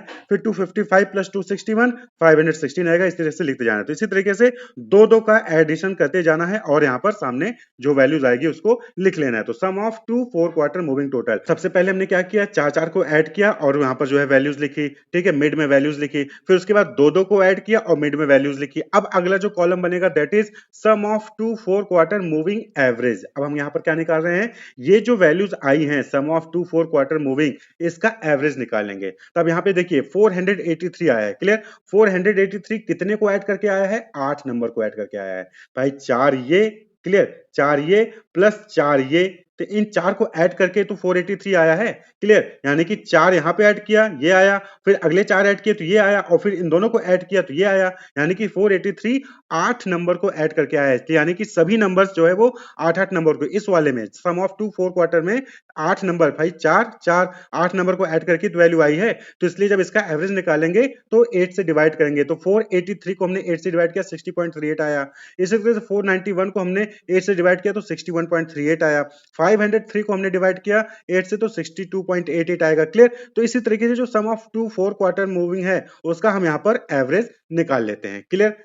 पहले 4 ऐड किया लिखा, फिर 2 ऐड किया लिखा, फिर जो वैल्यू आती है उसका हम एवरेज निकालते हैं। क्लियर? फिर अगला कॉलम आता है that is ratio to moving average. क्या आएगा? Ratio to moving average. यहां पर क्या करते हैं, यहां पर जो सेल्स है, यहां पर जो ये सेल्स का डेटा है इसको डिवाइड करेंगे sum of two 4 quarter moving average से और फिर मल्टीप्लाई कर देंगे 100 से, तो आ जाएगा ratio to moving average. Clear? Sales के वैल्यूज को sum of two 4 quarter moving average से डिवाइड करेंगे फिर मल्टीप्लाई करेंगे 100 से, तो आ जाएगा रेशियो टू मूविंग एवरेज। जैसे कि यहां पर देखेंगे सबसे पहला डेटा है, यहां पर देखिए sum of two 4 quarter moving average, तो यहां पर विंटर के लिए कोई भी वैल्यू नहीं है, समर के लिए कोई भी वैल्यू नहीं है। ठीक है, इसके बाद आप मानसून के लिए देखेंगे तो यहां पर 56 सेल्स है और उसकी जो मूविंग एवरेज है sum of two 4 quarter moving average वो 60.38 है। तो हमने यहां पर क्या किया, 56 डिवाइडेड बाय 60.38 मल्टीप्लाई बाय 100, तो वैल्यू आ जाएगी 92.75।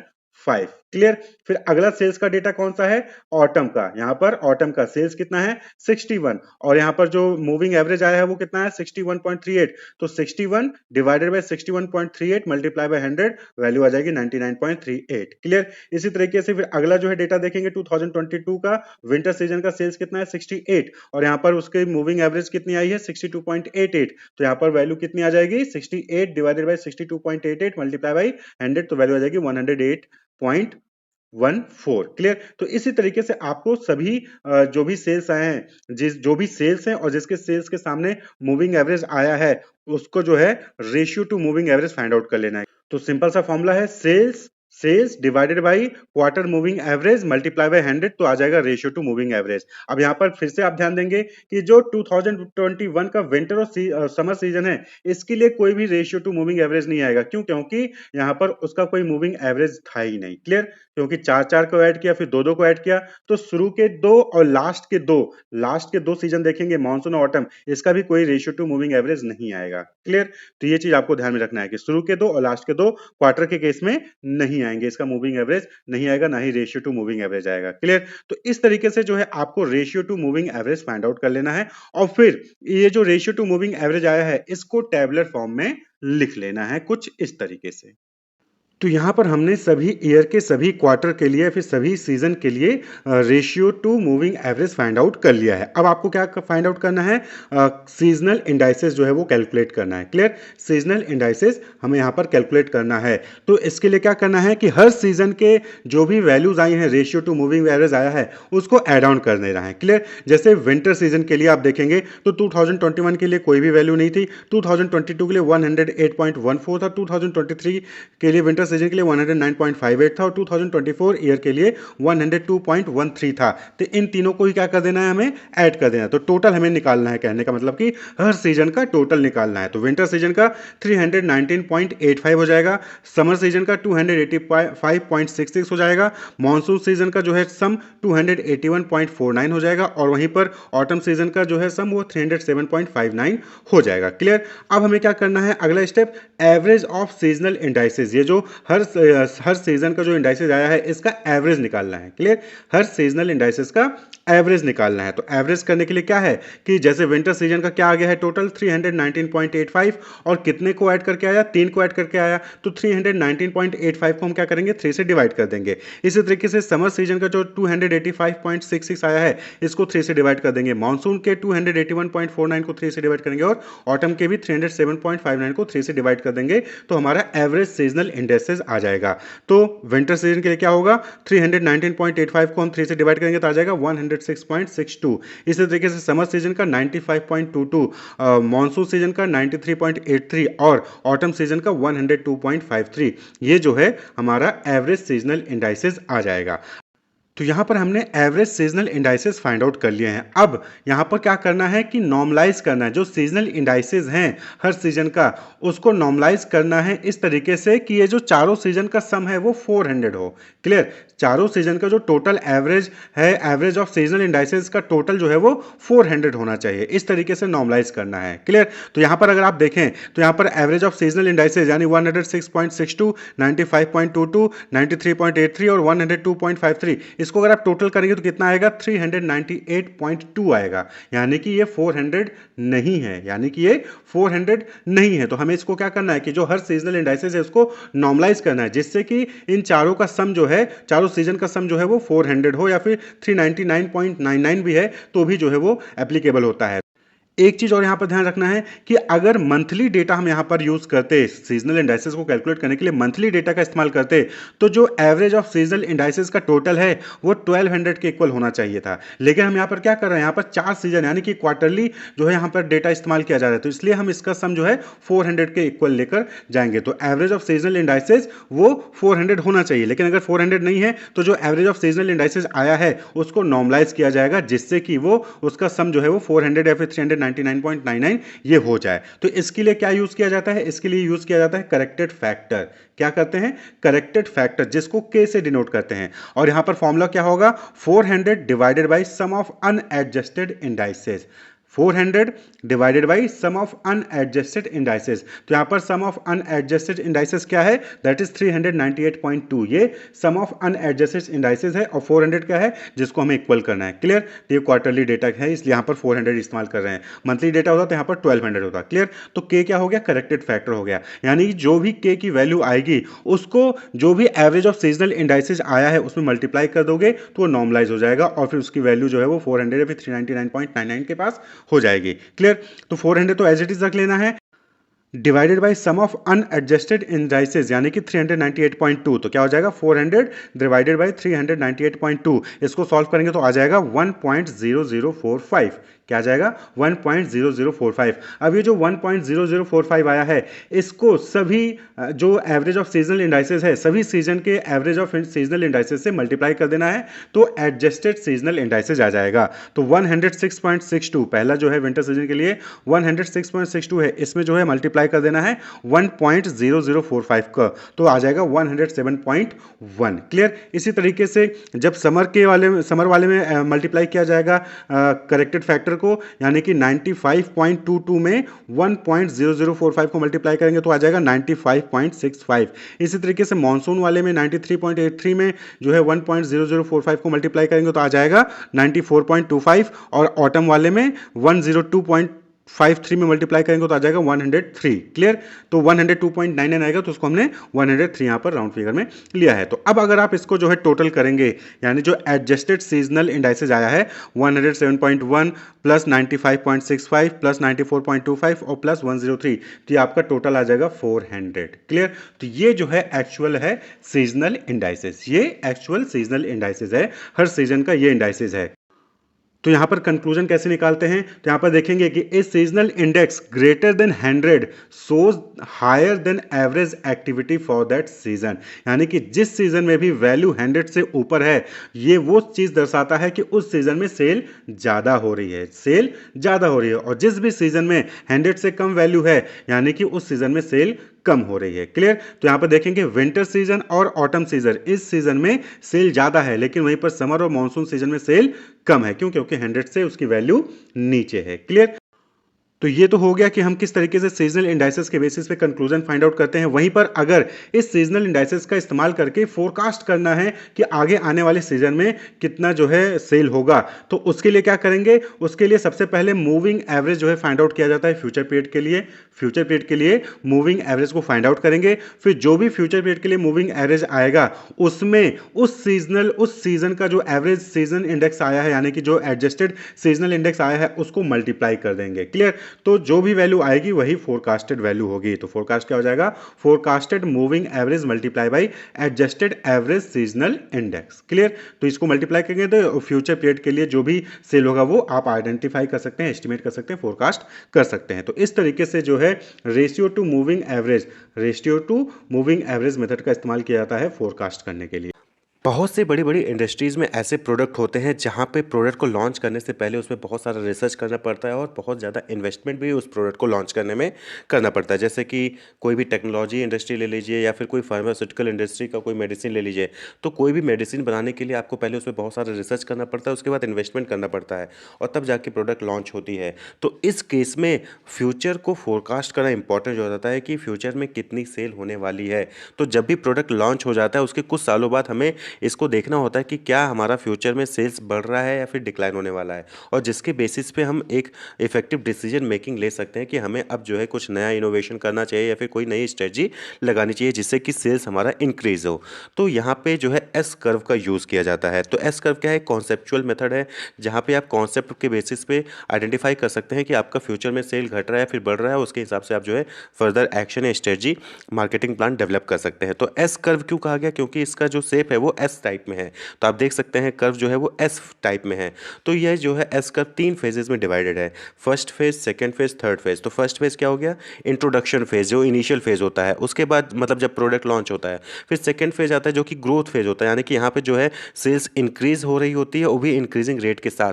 फिर एक ऐसा पॉइंट आता है जहाँ पे सेल्स स्टॉप हो जाता है, यानी कि इंक्रीज नहीं करता, वहाँ से सेल्स की जो इंक्रीमेंट है वो रुक जाती है और वो डिक्रीज करने लगता है। ठीक, वो तो थर्ड फेज कहलाता है, तो उसको हम कहते हैं सेचुरेशन। तो एस कर्व जो है 3 पार्ट में डिवाइड है। तो पहला क्या हो गया? इनिशियल स्टेज, यहाँ पे सेल्स जनरेटेड आर लेस। यहाँ पे क्या होता है कि सेल्स लेस होता है। आप बट ऑब्वियस बात है कि आप इनिशियल फेज में हो तो आपका सेल्स क्या होगा?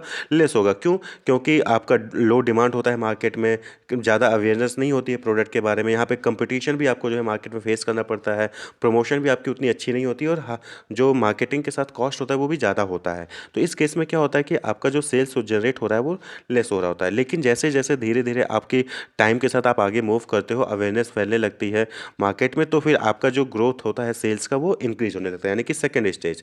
Then the sales start to increase with an increasing rate up to a point known as inflection point, यानी कि आपका जो सेल्स होगा सेकंड स्टेज में वो ग्रो करेगा, वो भी इंक्रीजिंग रेट के साथ ग्रो करेगा, लेकिन एक पॉइंट तक, उस पॉइंट को कहते हैं इन्फ्लेक्शन पॉइंट, यानी कि वो पॉइंट जहाँ पे सेल्स का ग्रोथ जो है वो इंक्रीजिंग रेट से रुक जाता है।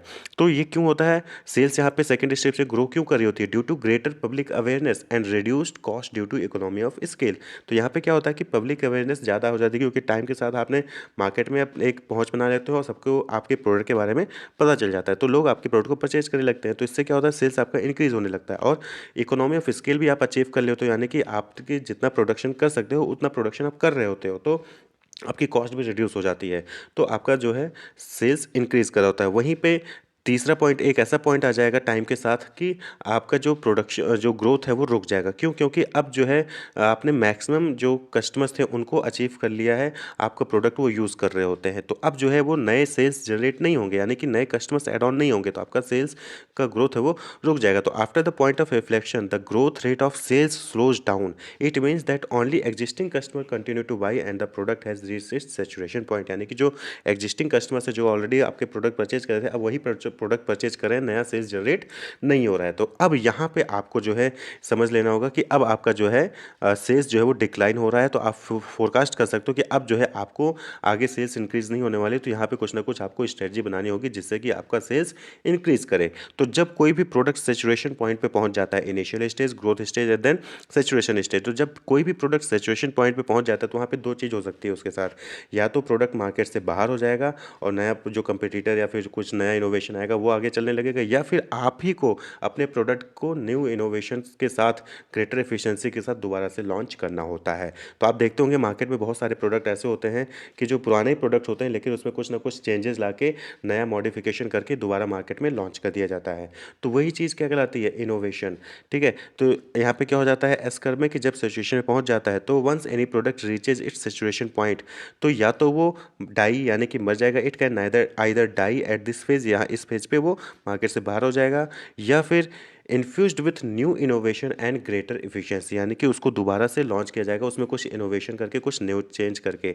बहुत सारे आप ऐसे प्रोडक्ट देखते होंगे जिसका पैकेजिंग चेंज कर दिया जाता है, प्राइसिंग चेंज किया जाता है, कलर चेंज कर दिया जाता है, प्रमोशन एफर्ट्स चेंज कर दिए जाते हैं, उसके टेस्ट में, फ्लेवर में चेंज कर दिया जाता है। तो ये इनोवेशन ही होता है, यानी कि प्रोडक्ट को दोबारा से नए तरीके से लॉन्च किया जा रहा है जिससे कि जो करंट में कस्टमर्स हैं उनको भी अट्रैक्ट किया जा सके और सेल्स को इंक्रीज किया जा सके। तो यहाँ पे क्या होता है? It might create a newer S curve from this phase. तो जब क्या होता है कि जब आप एक बार इस सिचुएशन पॉइंट पे पहुंच गए, अब वो सिचुएशन पॉइंट पे आप कुछ नया इनोवेशन करके दोबारा से प्रोडक्ट को लॉन्च करते हैं, तो दोबारा से वहीं से एक नया एस पॉइंट क्रिएट हो जाता है। जैसा कि आप कर्व में देख रहे होंगे, पहला क्या है? पहले अर्ली बिजनेस, फिर ग्रोथ हुआ, फिर मैच्योरिटी पे पहुंच गए, फिर वहाँ पे आपने बिजनेस को ट्रांसफॉर्म किया, यानी कि कुछ न्यू इनोवेशन किया, और दोबारा से प्रोडक्ट आपका क्या हो गया? फिर से ग्रो करने लगा, सेल्स इंक्रीज होने लगी, और फिर आप एक पॉइंट, एक टाइम बाद जो है फिर से डिक्लाइनिंग फेज में आ जाते हैं। फिर वो आपको वहाँ पे कुछ ना कुछ आपको इनोवेशन या ग्रेटर बेटर कुछ ना कुछ चेंजेस लाने होंगे, बिजनेस को ट्रांसफॉर्म करना होगा जिससे कि आप आगे और आपका सेल्स ग्रो करने लगे। तो ये आप फोरकास्ट कर सकते हैं फ्यूचर पे कि आप कौन से स्टेज पे हैं और आगे चल के क्या होने वाला है, और उसके हिसाब से आप जो है स्ट्रेटजी बना सकते हैं। तो इसके अकॉर्डिंग क्या हुआ कि जो एस कर्व है वो आइडेंटिफाई करने में हेल्प करता है कि आप कौन से पोजीशन पे हो। तो helps identify there likely position on the S curve, companies को हेल्प करता है। Companies can be better informed about their future performance, उनका फ्यूचर में परफॉर्मेंस कैसे होने वाला है एस कर्व के थ्रू बेटर परफॉर्म कर सकते हैं। बट अब ये होता है कि इनको जैसे इंट्रोडक्शन फेज पे है तो अंदाजा लगा सकते हैं, फोरकास्ट करते हैं कि अभी ग्रोथ करेंगे, वो ग्रोथ फेज पे है तो वहाँ पे उनको ये देखना होगा कि इन्फ्लेक्शन पॉइंट पे तो नहीं होगी, यानी कि उनकी सेल्स रुक तो नहीं गई है, या फिर ग्रो करे तो किस रेट से ग्रो कर रही है, जो इंक्रीजिंग रेट था वो घट तो नहीं गया है, तो यानी कि उनको अब वहाँ पे सावधान होना है, सिचुएशन पॉइंट आ सकता है। फिर वहीं पे successful companies are able to search for and identify new opportunities for growth after realizing their current business model have declining growth on the horizon, यानी कि सक्सेसफुल कंपनीज जो होती हैं उनको जब पता चल जाता है कि अब वो डिक्लाइनिंग फेज पे आ गए हैं, यानी कि उनके ग्रोथ डिक्लाइन हो रहा है, उस हॉरिजन पे पहुंच गए हैं, तब वो जो है नए नए इनोवेशन के लिए अपॉर्चुनिटीज़ के लिए सर्च करना स्टार्ट कर देते हैं, जिससे कि वो दोबारा से एक नया एस कर्व बना सकें और दोबारा से अपने सेल्स को इंक्रीज कर सकें। तो फाइनली अगर हम कंक्लूड करें तो एस कर्व क्या है? S curves are used to plan, control, analyse and forecast the progress and performance of a product और project over a period of time. तो किसी भी पीरियड ऑफ टाइम में किसी भी प्रोडक्ट या प्रोजेक्ट के परफॉर्मेंस को, प्रोग्रेस को प्लान करता है, कंट्रोल करता है, एनालाइज करता है, फोरकास्ट भी करता है। कौन? S curve. तो यही जो है एस कर्व का यूज़ है। जैसे कि आप एप्पल में देख सकते हैं, एप्पल आए दिन कुछ ना कुछ नए इनोवेशंस करके नए नए प्रोडक्ट लॉन्च करता है। पहले आईपॉड आता था, फिर आईफोन आया, फिर आईपैड आ गया।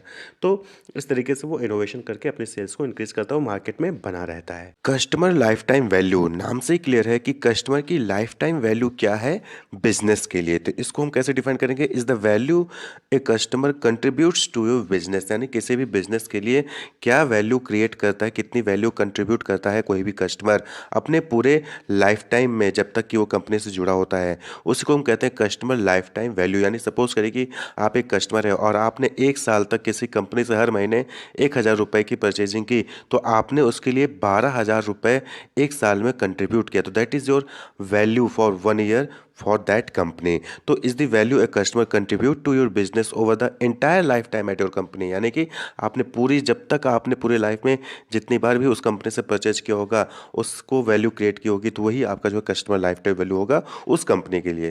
तो हम इसको कैसे डिवाइड कर सकते हैं कि CLTV is the present value of the future cash flow और the value of business attributed to the customer during his और her entire relationship with the company. तो ये प्रेजेंट वैल्यू है फ्यूचर कैश फ्लो, यानी कि आज की value की आपके आगे आने वाले समय में आप हमें कितना जो है वैल्यू या रेवेन्यू जनरेट कर सकते हैं। तो it is a very important metric and is used while making important decisions about sales, marketing, product development and customer support. तो इसके लिए जो है इंपॉर्टेंट मैट्रिक होता है कस्टमर लाइफ टाइम वैल्यू को कैलकुलेट करना।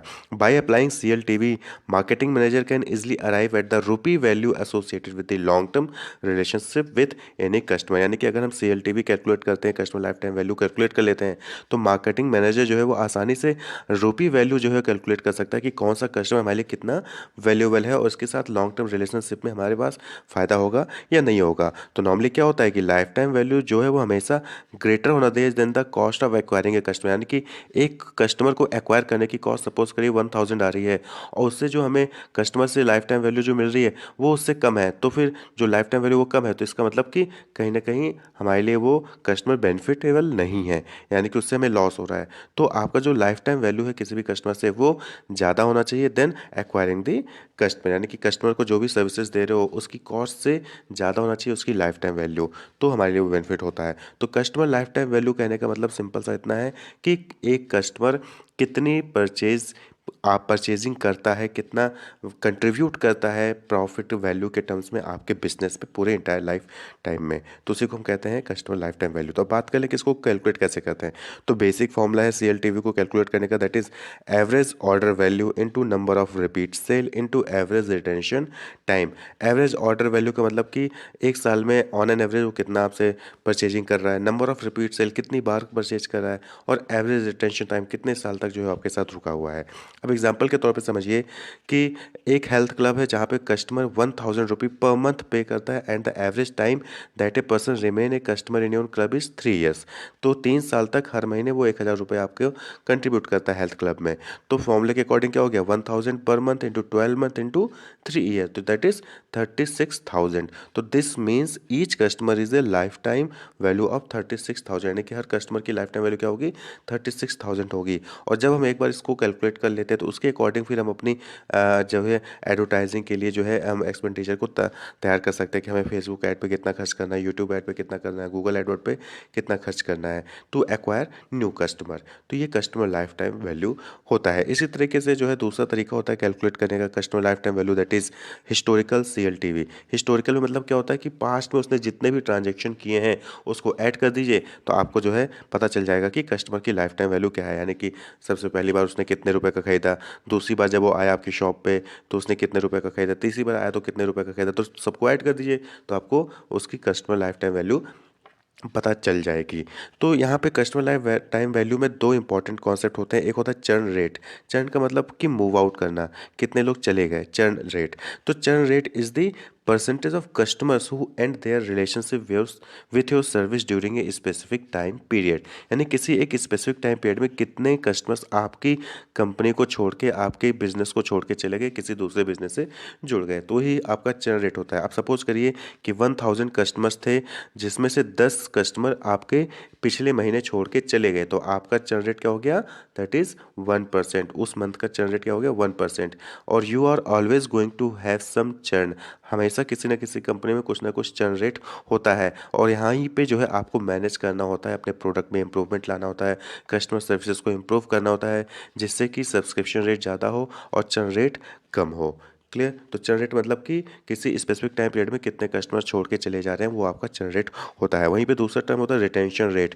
तो यानी कि ये लॉयल्टी पे डिपेंड करता है। देखिए रिटेंशन यानी कि रोक के रखना, रिटेंशन रेट मतलब कि रोक के रखना। अब कस्टमर आपके यहाँ पे रुकेगा वो डिपेंड करता है उसकी लॉयल्टी पे और प्लस आपके जो प्रोडक्ट इंप्रूवमेंट कर रहे हैं, सर्विस प्रोवाइड कर रहे हैं उस पर। तो retention rate is the percentage of your customer who don't cancel in a given period, यानी कि किसी स्पेसिफिक टाइम पीरियड में जो कस्टमर्स आपको छोड़ के नहीं जाते हैं उस रेट को हम क्या कहते हैं, रिटेंशन रेट कहते हैं। तो नॉर्मली चर्न रेट क्या था कि जैसे ऊपर वाले एग्जांपल में 1% था तो रिटेंशन रेट क्या हो जाएगा, 99%। 1% छोड़ के गए तो 99% आपके साथ रुके रहे, तो रिटेंशन रेट क्या हो गया, 99% हो गया। तो ये जो है कॉन्सेप्ट होता है जो कि CLTV से अटैच होता है। तो फॉर्मूला आपको याद रखना है, average order value into number of repeat sale into average retention time, ये है। या फिर दूसरा हिस्टोरिकल मेथड जो कि आपने देखा कि सभी ट्रांजैक्शंस को ऐड कर दीजिए, कस्टमर की लाइफ टाइम वैल्यू पता चल जाएगी। अब बात कर लें कि क्यों ज़रूरी है, तो बट ऑब्जर्व होता है कि ज़रूरी क्यों नहीं होगा, क्योंकि आप जो है इससे एक पिक्चर मिल जाता है कि बिजनेस लॉन्ग टर्म में उसकी फाइनेंशियल वायबिलिटी कैसी होगी। ठीक है, इससे जो है आप अपनी marketing plan, product development, advertising को प्लान कर सकते हैं। High CLV is an indicator of product market fit, brand loyalty and recurring revenue from existing customer, यानी कि जितना ज़्यादा कस्टमर लाइफ टाइम वैल्यू होगा वो इंडिकेट करता है कि आपका प्रोडक्ट जो है मार्केट में फिट है, ब्रांड लॉयल्टी भी वहाँ पे है और रिकरिंग रेवेन्यू यानी कि बार बार रेवेन्यू आता रहेगा, कस्टमर्स आपके साथ लंबे समय तक जुड़े रहेंगे। मोर फ्रीक्वेंट ऑर्डर्स, बार बार जो है ऑर्डर्स आएंगे आपके पास, एक लगातार कैश फ्लो बना रहेगा आपके पास, कंपनी के पास, और फाइनली कंपनी क्या है, वो ग्रो करेगी। तो ये जो है बेनिफिट होता है कस्टमर लाइफ टाइम वैल्यू को कैलकुलेट करने का, क्योंकि कस्टमर लाइफ टाइम वैल्यू को कैलकुलेट करके आप उसके अकॉर्डिंग उस पर डील करेंगे, वर्क करेंगे, और जब उसके according product development, customer service provide करेंगे या फिर जो है अपनी स्ट्रेटजी डेवलप करेंगे, तो ये सारे बेनिफिट्स आपको मिलेंगे। तो कस्टमर वैल्यू का यूज़ करके जो है आप वैल्यू कर सकते हो किसी बिजनेस का, यानी कि आपकी बिजनेस कितनी वैल्यूएबल है ये डिपेंड करता है कि कस्टमर की वैल्यू कितनी है आपके लिए। कस्टमर आपके प्रोडक्ट को वैल्यू करता है कि नहीं करता है, कस्टमर की लाइफ टाइम वैल्यू कितनी है, या अगर कस्टमर आपके प्रोडक्ट को ज़्यादा वैल्यू देता है तो यानी कि आपके बिजनेस की भी वैल्यू क्या होगी, ज़्यादा होगी। क्लियर, क्योंकि वैल्यू ज़्यादा देगा तो परचेज ज़्यादा करेगा, परचेज ज़्यादा करेगा तो उसकी लाइफ टाइम वैल्यू ज़्यादा होगी, लाइफ टाइम वैल्यू ज़्यादा होगी तो आपकी बिजनेस की वैल्यू ज़्यादा होगी। तो कहते हैं ना, using customer value to value business. तो कस्टमर वैल्यू कितना कर रहा है उसके बेसिस पे आप अपने बिजनेस की वैल्यू कर सकते हैं। मार्केट सेगमेंटेशन को समझने से पहले समझिए कि सेगमेंट क्या होता है। देखिए सेगमेंट का मतलब वन पार्ट ऑफ समथिंग, किसी चीज का कोई हिस्सा। अब सपोज करिए कि आपके फ्रेंड ने पेंसिल लाना भूल गए और उनको जो है पेंसिल की रिक्वायरमेंट है, तो आप क्या करते हो, अपने पेंसिल को दो पार्ट में डिवाइड करते हो और एक पार्ट उनको दे देते हो, यानी कि आपने पेंसिल के दो सेगमेंट बनाए, एक सेगमेंट आपने अपने पास रखा, दूसरा सेगमेंट आपने अपने दोस्त को दे दिया, तो दैट इज सेगमेंट, यानी कि पेंसिल का दो हिस्सा आपने कर दिया। क्लियर। इसी तरीके से दूसरे एग्जांपल से समझिए कि ग्रुप ऑफ पीपल है, ग्रुप ऑफ पर्सन है, इसमें कुछ यंगस्टर्स भी हैं, कुछ जो है सीनियर सिटीजन है और कुछ किड्स भी हैं। तो इस ग्रुप में तीन टाइप के लोग हैं, यहाँ पे यंगस्टर्स भी हैं, सीनियर सिटीजन भी और किड्स भी हैं। तब आपको इस ग्रुप को डिवाइड करने के लिए कहा गया, तो आपने इस ग्रुप को तीन पार्ट में डिवाइड कर सकते हैं। एक हो गया यंगस्टर्स का ग्रुप, एक हो गया सीनियर सिटीजन का ग्रुप और एक हो गया किड्स का ग्रुप। तो ये जो आपने तीन ग्रुप में डिवाइड किया ना, तो पूरे ग्रुप को तीन पार्ट में डिवाइड कर दिया ना, यही सेगमेंट है। एक सेगमेंट क्या हो गया उस ग्रुप का, यंगस्टर्स, एक सेगमेंट सीनियर सिटीजन हो गया और एक सेगमेंट किड्स हो गया। तो ये जो कंज्यूमर मार्केट है ना, बहुत बड़ा मार्केट है और बहुत डाइवर्स मार्केट है। तो कोई भी कंपनी जो है वो एक ही प्रोडक्ट से या फिर एक टाइप के मार्केटिंग मिक्स स्ट्रेटजी से सभी कस्टमर की नीड और वांट्स को फुलफिल नहीं कर सकती है। तो वो कंपनी क्या करती है, वो कंपनी मार्केट को डिवाइड कर देती है। कंपनी मार्केट को अलग अलग सेगमेंट में डिवाइड कर देती है और उसके बाद किसी पर्टिकुलर सेगमेंट को चूज करके उसके लिए प्रोडक्ट डेवलप करती है और उस सेगमेंट की नीड को फुलफिल करती है। क्लियर। अब सपोज करिए एग्जांपल के तौर पे ये जो आपका कस्टमर ग्रुप है, तो ये सब स्टूडेंट हैं, आइए स्टूडेंट हैं, तो आपने इन स्टूडेंट को तीन ग्रुप में डिवाइड कर दिया। एक हो गया कि स्कूल जाने वाले स्टूडेंट, एक हो गया कॉलेज जाने वाले स्टूडेंट और एक ग्रुप हो गया कॉम्पिटिटिव एग्जाम की तैयारी करने वाले स्टूडेंट। आपने क्या किया, स्टूडेंट मार्केट को तीन ग्रुप में डिवाइड कर दिया, तीन सेगमेंट में डिवाइड कर दिया। आप बुक पब्लिश करना चाहते हो, तो अब आपने इसमें से किसी एक सेगमेंट को चूज किया और उस सेगमेंट के लिए बुक पब्लिश करना स्टार्ट कर देते हैं। जैसे कि अरिहंत, अरिहंत ने आपने देखा, तो अरिहंत जो है वो कॉम्पिटिटिव एग्जाम की तैयारी करने वाले स्टूडेंट्स के लिए वो बुक पब्लिश करती है। एनसीईआरटी, एनसीईआरटी क्लास 1 से 12th जाने यानी स्कूल जाने वाले स्टूडेंट्स के लिए बुक पब्लिश करती है। इसी तरीके से आप देखेंगे पियर्सन, तो पियर्सन जो प्रोफेशनल कोर्सेज कर रहे हैं उन स्टूडेंट्स के लिए बुक पब्लिश करती है। तो ये क्या हो गया, अलग अलग कंपनी ने अलग अलग स्टूडेंट मार्केट सेगमेंट को चूज किया और उसके लिए बुक पब्लिश किया। तो that is called market segmentation. इससे क्या हो गया कि इससे जिस भी सेगमेंट को आप चूज करो उसकी नीड को अच्छे से फुलफिल कर पा रहे हो। एनसीईआरटी स्कूल के लिए बेस्ट बुक होती है। कॉम्पिटेटिव एग्जाम के लिए चले जाए तो आप अरिहंत हो गया, उपकार हो गया, और भी ब्रांड है जो कि बेस्ट होती है कॉम्पिटेटिव एग्जामिनेशन के लिए। यानी कि जब कॉम्पिटेटिव एग्जाम की तैयारी करने जाते हो ना, तो आप स्कूल बुक तो रखते हो साथ में, लेकिन कॉम्पिटेटिव बुक खासकर रखते हो। तो मार्केट सेगमेंटेशन क्या हो गया, market segmentation means division of market into smaller group having similar need and qualities. यानी कि ऐसा कोई स्मॉलर ग्रुप जब मार्केट को आप डिवाइड करते हो और इस टाइप के ग्रुप में डिवाइड करते हो जिसकी नीड और कुछ ना कुछ क्वालिटी सिमिलर होती हैं, तो उसको हम क्या कहते हैं, मार्केट सेगमेंटेशन कहते हैं। This helps the company to modify the product और service to suit the different group more effectively. यानी कि इससे क्या होता है कि इससे जब मार्केट सेगमेंट करके सेगमेंट के अकॉर्डिंग नीड और मार्केटिंग स्ट्रेटजी बनाकर जो है कंपनी प्रोडक्ट को डिलीवर करती है, तो इससे इफेक्टिवली कस्टमर की नीड को फुलफिल कर पाती है। जैसे कि आप केएफसी का एग्जांपल ले लो, तो केएफसी जब शुरुआत में आती ना, तो ये नॉन वेजिटेरियन कस्टमर्स को ही फोकस करती थी। कस्टमर्स को हम ईटिंग पैटर्न पर अगर डिवाइड करें तो दो टाइप से डिवाइड कर सकते हैं, एक नॉन वेजिटेरियन और एक वेजिटेरियन। तो केएफसी ने क्या किया, पहले नॉन वेजिटेरियन सेगमेंट को कैप्चर किया, उसके बाद फिर उन्होंने अपने मार्केट को एक्सपेंड करने के लिए वेजिटेरियन प्रोडक्ट भी लॉन्च किया। तो आप देखेंगे कि अब केएफसी में आपको नॉन वेजिटेरियन और वेजिटेरियन भी मिलता है, लेकिन अभी भी केएफसी नॉन वेजिटेरियन के लिए ज्यादा जाना जाता है। तो ये मार्केट सेगमेंटेशन कहलाता है। तो फिलिप कोटलर ने मार्केट सेगमेंटेशन को डिफाइन कर उन्होंने कहा कि market segmentation is self dividing a market into distinct and homogeneous subgroup of customers where any group can conceivably be selected as a target market to be met with distinct marketing mix। यानी कि marketing segmentation क्या हो गया, market को distinct and homogeneous group में divide करना। Clear. Distinct यानी कि एक ग्रुप दूसरे ग्रुप से अलग होगा, और होमोजीनियस यानी एक ग्रुप के अंदर जो भी लोग होंगे उनके अंदर कुछ ना कुछ सिमिलरिटीज होंगी, उनकी नीड सेम हो सकती है, उनका वांट सेम हो सकता है, उनकी जो डिमांड है वो सेम हो सकती है, उनका एज, उनका जेंडर, उनका इनकम, कुछ ना कुछ जरूर सिमिलरिटीज होगी। तो होमोजीनियस एंड डिस्टिंक्ट ग्रुप में डिवाइड करना मार्केट को, और उस सेगमेंट में से कोई एक सेगमेंट चूज करके उसके लिए मार्केटिंग मिक्स तैयार करना ही मार्केट सेगमेंटेशन कहलाता है। तो यहाँ पे क्या होता है, यहाँ पे डिफरेंट मार्केटिंग सेगमेंट के लिए डिफरेंट मार्केटिंग मिक्स जो है तैयार किया जाता है। यानी कि सपोज करिए कि एक यंगस्टर्स का एक ग्रुप है, तो उसके लिए अलग प्रोडक्ट प्राइस प्लेस प्रमोशन होगा कंपनी का। वहीं पे किड्स का ग्रुप है, किड्स का सेगमेंट है, तो उसके लिए अलग प्रोडक्ट प्राइस प्लेस प्रमोशन होगा। यानी कि different marketing mix is prepared for different segment. तो जब मार्केट सेगमेंट करने की बात आती है तो वहां पे कंपनी के पास दो ऑप्शन होते हैं, या तो वो ऐसा प्रोडक्ट बनाए जो सभी के लिए एप्लीकेबल हो, या फिर किसी पर्टिकुलर सेगमेंट के लिए, किसी पर्टिकुलर एरिया के लोगों के लिए ही वो प्रोडक्ट एप्लीकेबल हो। क्लियर। तो जब वो प्रोडक्ट ऐसा कंपनी कोई ऐसा प्रोडक्ट बनाती है जो सभी कस्टमर्स के लिए, सभी बायर्स के लिए जो है एप्लीकेबल होता है, और उसका मास प्रोडक्शन, मास प्रमोशन करती है, तो उसको हम कहते हैं मास मार्केटिंग। यानी कि कंपनीज में produce and sell product for all customer. वहीं पे दूसरा क्या मेथड है कि they may choose a segment and produce and sell product in that segment. यानी कि कोई पर्टिकुलर सेगमेंट चूज कर लेते हैं और फिर उस पर्टिकुलर सेगमेंट के लिए प्रोडक्ट बना के वहां पे सेल करते हैं। जैसे कि एग्जांपल के तौर पे कोलगेट का ही आप टूथपेस्ट देखेंगे तो वो किड्स के लिए आता है। तो ये क्या हो गया, एक पर्टिकुलर सेगमेंट यानी कि बच्चों के लिए ही सिर्फ ये टूथपेस्ट यूज होता है। वहीं पे जो पहला टूथपेस्ट है वो कोई भी यूज कर सकता है। तो ये मास मार्केटिंग हो गया पहला वाला। दूसरा वाला क्या हो गया, माइक्रो मार्केटिंग। तो मास मार्केटिंग का मतलब क्या हो गया कि when seller engage in the mass production and mass distribution and mass promotion of one product for all buyer, तो इसको हम क्या कहते हैं, मास मार्केटिंग कहते हैं। यानी कि one product for all buyer, यहाँ पे आपने कोई प्रोडक्ट बनाया और सभी बायर्स के लिए वो एप्लीकेबल होता है, यूजफुल होता है, तो उसको हम कहते हैं मास मार्केटिंग। तो यहाँ पे क्या होता है कि कॉस्ट भी लोअर होती है, इससे प्राइस भी कम रहेगी। जब कॉस्ट कम रहेगी तो प्राइस भी कम रहेगी, और जब प्राइस कम रहेगा तो प्रॉफिट भी आपका ज्यादा से ज्यादा जनरेट होगा। क्लियर। तो एग्जांपल के तौर पे आप मदर डेयरी का मिल्क देख सकते हैं, मिल्क प्रोडक्ट्स जो होते हैं, अमूल का आप देख सकते हैं। तो ये क्या है, मास प्रोडक्शन करते हैं, मास प्रमोशन करते हैं, मास डिस्ट्रीब्यूशन करते हैं, और एक ही प्रोडक्ट यानी कि इनका पूरा का पूरा डेयरी प्रोडक्ट है और सभी के लिए यूजफुल होता है, चाहे वो बच्चा हो, चाहे यंगस्टर्स हो, चाहे किड्स हो, सभी के लिए जो है ये एप्लीकेबल होता है। क्लियर। वहीं पे माइक्रो मार्केटिंग में क्या होता है कि माइक्रो मार्केटिंग यानी कि छोटे लेवल पर, माइक्रो मार्केटिंग मतलब कि छोटे, मास मार्केटिंग में बड़े लेवल पर। तो माइक्रो मार्केटिंग में क्या होता है कि आप किसी पर्टिकुलर सेगमेंट, मार्केट का पूरे मार्केट को नहीं कवर करते, बल्कि मार्केट के किसी एक पर्टिकुलर सेगमेंट को कैप्चर करते हैं, किसी पर्टिकुलर एरिया को जो है कैप्चर करते हैं, उसके लिए प्रोडक्ट बना के वहां पे आप जो है प्रमोशन और जो है 4 Ps product price place promotion जो परफॉर्म करते हैं। तो माइक्रो मार्केटिंग में जैसे कि आप एग्जांपल के तौर पे देख सकते हैं जॉनसन एंड जॉनसन, ये सिर्फ किड्स सेगमेंट के लिए जो है प्रोडक्ट बनाती है। इजी आपने देखा होगा, इजी में क्या है कि डिटर्जेंट आते हैं कपड़े धोने के लिए, लेकिन कपड़े धोने में भी वुलन क्लॉथ को धोने के लिए स्पेशली जो है इजी को बनाया गया। इजी जो है गोदरेज कंपनी का है, तो उसने इसको बनाया। तो ये क्या है, ये माइक्रो मार्केटिंग है कि सिर्फ वुलन क्लॉथ धोना है तो आप इजी का यूज करिए, बाकी कपड़े धोने तो आप बाकी डिटर्जेंट का यूज कर सकते हैं। तो माइक्रो मार्केटिंग, तो माइक्रो मार्केटिंग में भी 4 लेवल होते हैं। Micro marketing can be done in 4 level. तो सबसे पहले आता है सेगमेंट मार्केटिंग। सेगमेंट मार्केटिंग का मतलब क्या हो गया कि जब आप किसी पर्टिकुलर सेगमेंट के लिए प्रोडक्ट, मार्केट को आपने एक सेगमेंट में डिवाइड किया, उस सेगमेंट में से कई सारे सेगमेंट में डिवाइड किया, तो उसमें से एक सेगमेंट चूज किया, उसके लिए प्रोडक्ट बनाया। तो जैसे किड्स, यहाँ पे क्या किया कि एज के हिसाब से जो आपने सेगमेंट किया, उसके बाद किड्स के लिए जो है आपने प्रोडक्ट बनाना स्टार्ट कर दिया। जॉनसन जॉनसन का एग्जांपल आप देख सकते हैं, ये सेगमेंट मार्केटिंग हो गया।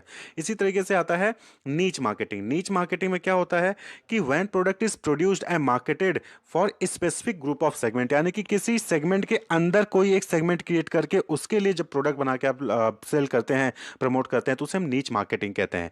इट इज सब सेगमेंट ऑफ सेगमेंट। तो ये नीच मार्केटिंग, इजी वाला जो एग्जांपल हमने लिया इजी डिटर्जेंट, ये नीच मार्केटिंग यानी कि एक सेगमेंट क्या हो गया, कपड़े धोने का। उस कपड़े धोने में भी एक सेगमेंट, सब सेगमेंट हमने क्या क्रिएट कर लिया कि कपड़े धोने में भी वुलन क्लोथ्स को स्पेशली धोने के लिए हमने प्रोडक्ट लॉन्च कर दिया। इसी तरीके से एग्जांपल के तौर पे देख सकते हैं निकोटेक्स आता है। तो आप सिगरेट पीने वाला एक सेगमेंट हो गया, मार्केट को डिवाइड करना है, तो उसमें से एक सेगमेंट क्या बन सकता है कि जो लोग सिगरेट पीते हैं। अब जो लोग सिगरेट पीते हैं उसमें से भी एक सेगमेंट ये क्रिएट हो सकता है कि कुछ लोग ऐसे सिगरेट तो पीते हैं लेकिन वो छोड़ना चाहते हैं, पी रहे हैं सिगरेट, एक सेगमेंट हो गया कि वो सिगरेट पी रहे हैं, लेकिन उसमें से भी बहुत सारे ऐसे लोग होते हैं जो छोड़ना चाहते हैं, तो उनके लिए क्या बना दिया गया, निकोटेक्स। तो ये क्या है, नीच मार्केटिंग कहलाता है। यानी कि सेगमेंट के अंदर भी एक सब सेगमेंट क्रिएट करके उनके लिए प्रोडक्ट बना के आप जो है प्रमोशन कर रहे होते हैं। तीसरा जो होता है that is local marketing. Local marketing मतलब कि producing product for customer of local area, यानी कि आप अपने लोकल एरिया के लिए जो है यहाँ पे प्रोडक्ट बनाते हो और प्रमोट कर रहे हो। Marketing program tailor to the need and wants for local customer group in the trading area neighbourhood, यानी कि आसपास के एरिया के लोगों के लिए आप प्रोडक्ट बना के वहाँ पे लॉन्च करते हो, सेल करते हो। तो लोकल मार्केटिंग आसपास के लोगों के लिए, जैसे रीजनल मूवीज हो गया, आप देखते होंगे कि भोजपुरी में मूवी आ रही है, साउथ में मूवी आ रही है, तो ये क्या है, रीजनल मूवीज हैं, लोकल मार्केटिंग होता है, अपने अपने एरिया को प्रमोट कर रहे होते हैं। Dubbing of movies in regional language. अब हॉलीवुड कोई मूवी रिलीज होती है तो अब हॉलीवुड मूवी हम नहीं देख सकते हैं, तो हम क्या कहते हैं, उसको अपनी लोकल लैंग्वेज में उसको डबिंग कर देते हैं। तो इससे क्या होगा, ये लोकल मार्केटिंग कहलाता है। पुणे साड़ीज, बनारसी साड़ीज, कश्मीरी सिल्क, बाटी चोखा, रेस्टोरेंट, फेयर्स, ये सब क्या है, ये सब लोकल मार्केटिंग के ही जो है एग्जाम्पल्स होते हैं। तो लोकल मार्केटिंग मतलब कि जब आप अपने प्रोडक्ट, ऐसा प्रोडक्ट प्रोड्यूस करते हो जो अपने कस्टमर्स को अपने लोकल एरिया में ही सेल करते हो, तो लोकल मार्केटिंग कहलाता है। इसी तरीके से चौथा है इंडिविजुअल मार्केटिंग।